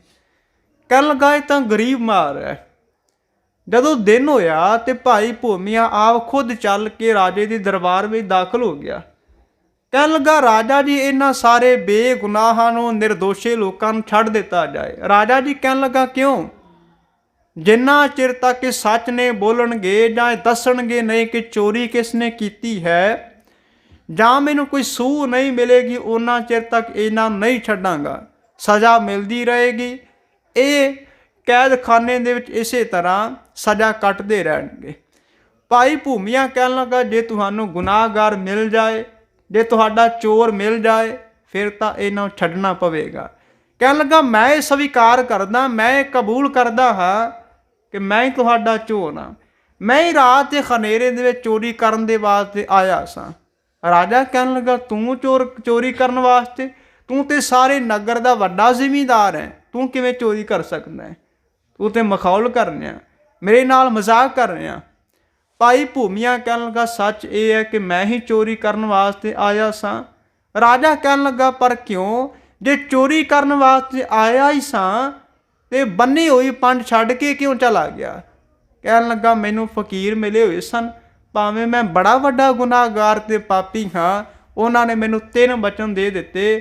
ਕਹਿਣ ਲੱਗੇ ਪਹਿਲਾ ਬਚਨ ਕਿ ਸਦਾ ਸੱਚ ਬੋਲੀ, ਦੂਜਾ ਬਚਨ ਕਹਿਣ ਲੱਗੇ ਗਰੀਬ ਮਾਰ ਨਾ ਕਰੀ, ਤੀਜਾ ਬਚਨ ਕਿ ਤੂੰ ਨਮਕ ਖਾ ਕੇ ਹਰਾਮ ਨਾ ਕਰੀ। ਅੱਜ ਮੈਂ ਤੁਹਾਡੇ ਦਰਬਾਰ ਵਿੱਚ ਆ ਕੇ ਪਹਿਲੇ ਬਚਨ ਨੂੰ ਕਮਾ ਲਿਆ, ਸੱਚ ਬੋਲ ਦਿੱਤਾ। ਫਿਰ ਇਹਨਾਂ ਨਿਰਦੋਸ਼ ਲੋਕਾਂ ਨੂੰ ਸਜ਼ਾ ਮਿਲਦਿਆਂ ਫਿਰ ਮੈਂ ਸੋਚਿਆ ਕਿ ਗਰੀਬ ਮਾਰ ਹੋ ਰਹੀ ਹੈ, ਉਹ ਵੀ ਬਚਨ ਕਮਾ ਲਿਆ। ਰਾਤ ਨੂੰ ਭੁੱਖ ਲੱਗੀ ਹੋਈ ਸੀ, ਤੁਹਾਡੇ ਮਹਿਲ ਦੇ ਵਿੱਚੋਂ ਨਮਕ ਖਾ ਲਿਆ, ਮੈਂ ਸੋਚਿਆ ਇਹ ਨਮਕ ਹਰਾਮ ਹੋ ਜਾਵੇਗਾ, ਇਹ ਵੀ ਬਚਨ ਨੂੰ ਅੱਜ ਕਮਾ ਲਿਆ। 3 ਬਚਨ ਕਮਾ ਕੇ ਮੈਂ ਸੋਚ ਰਿਹਾ ਹਾਂ ਕਿ ਜਿਹੜੇ ਫਕੀਰ ਮਿਲੇ ਹੋਏ ਸਨ ਉਹਨਾਂ ਬਚਨਾਂ ਨੂੰ ਮੈਂ ਅੱਜ ਕਮਾ ਲਿਆ ਹੈ। ਤੇ ਗੁਰੂ ਨਾਨਕ ਸਾਹਿਬ ਸੱਚੇ ਪਾਤਸ਼ਾਹ ਮਹਾਰਾਜ ਜੀ ਦਾ ਭਾਈ ਭੂਮੀਆ ਇਹ ਸਿੱਖ ਬਣਿਆ, ਸ਼ਰਧਾਲੂ ਬਣਿਆ, ਤੇ ਰਾਜੇ ਦੇ ਮਨ ਦੇ ਵਿੱਚ ਵੀ ਬੜੀ ਤੜਫ ਹੋਈ, ਬੜੀ ਪਿਆਸ ਲੱਗੀ ਕਿ ਜਿਹੜਾ ਇਹ ਚੋਰ ਹੈ, ਗੁਰੂ ਨਾਨਕ ਸਾਹਿਬ ਮਹਾਰਾਜ ਦੇ ਬਚਨਾਂ ਦਾ ਸਦਕਾ ਅੱਜ ਇੱਕ ਧਰਮੀ ਨੇਕ ਇਨਸਾਨ ਬਣ ਗਿਆ ਹੈ, ਤੇ ਕਿਉਂ ਨਾ ਮੈਂ ਵੀ ਇਸ ਤਰ੍ਹਾਂ ਦੇ ਸਤਿਗੁਰੂ ਦੀ ਭਾਲ ਦੇ ਵਿੱਚ ਨਿਕਲ ਜਾਵਾਂ, ਇਸ ਤਰ੍ਹਾਂ ਦਾ ਮੈਨੂੰ ਸਤਿਗੁਰੂ ਪ੍ਰਾਪਤ ਹੋ ਜਾਵੇ, ਜਿਹੜੇ ਸਤਿਗੁਰੂ ਦੇ ਬਚਨਾਂ ਦੇ ਨਾਲ ਮੈਂ ਵੀ ਸੱਚਮੁੱਚ ਉਸ ਰਾਜੇ ਦੇ ਨਾਲ ਜੁੜ ਜਾਵਾਂ ਜੋ 3 ਭਵਨਾਂ ਦਾ ਰਾਜਾ ਹੈ। ਗੁਰੂ ਨਾਨਕ ਸਾਹਿਬ ਮਹਾਰਾਜ ਜੀ ਜਗਤ ਜਲੰਧਰ ਨੂੰ ਤਾਰਦੇ ਹੋਏ ਇਸੇ ਤਰ੍ਹਾਂ ਵੱਖ-ਵੱਖ ਥਾਵਾਂ ਦੇ ਉੱਤੇ ਜਿਹੜੇ ਭਟਕੇ ਹੋਏ ਲੋਕ ਨੇ, ਭੁੱਲੇ ਹੋਏ ਲੋਕ ਨੇ, ਉਹਨਾਂ ਨੂੰ ਸੱਚ ਦਾ ਉਪਦੇਸ਼ ਦੇਣ ਦੇ ਵਾਸਤੇ ਬਹੁਤ ਸਾਰੇ ਥਾਵਾਂ ਦੇ ਉੱਤੇ ਜਾ ਕੇ ਉਪਦੇਸ਼ ਦਿੰਦੇ ਨੇ।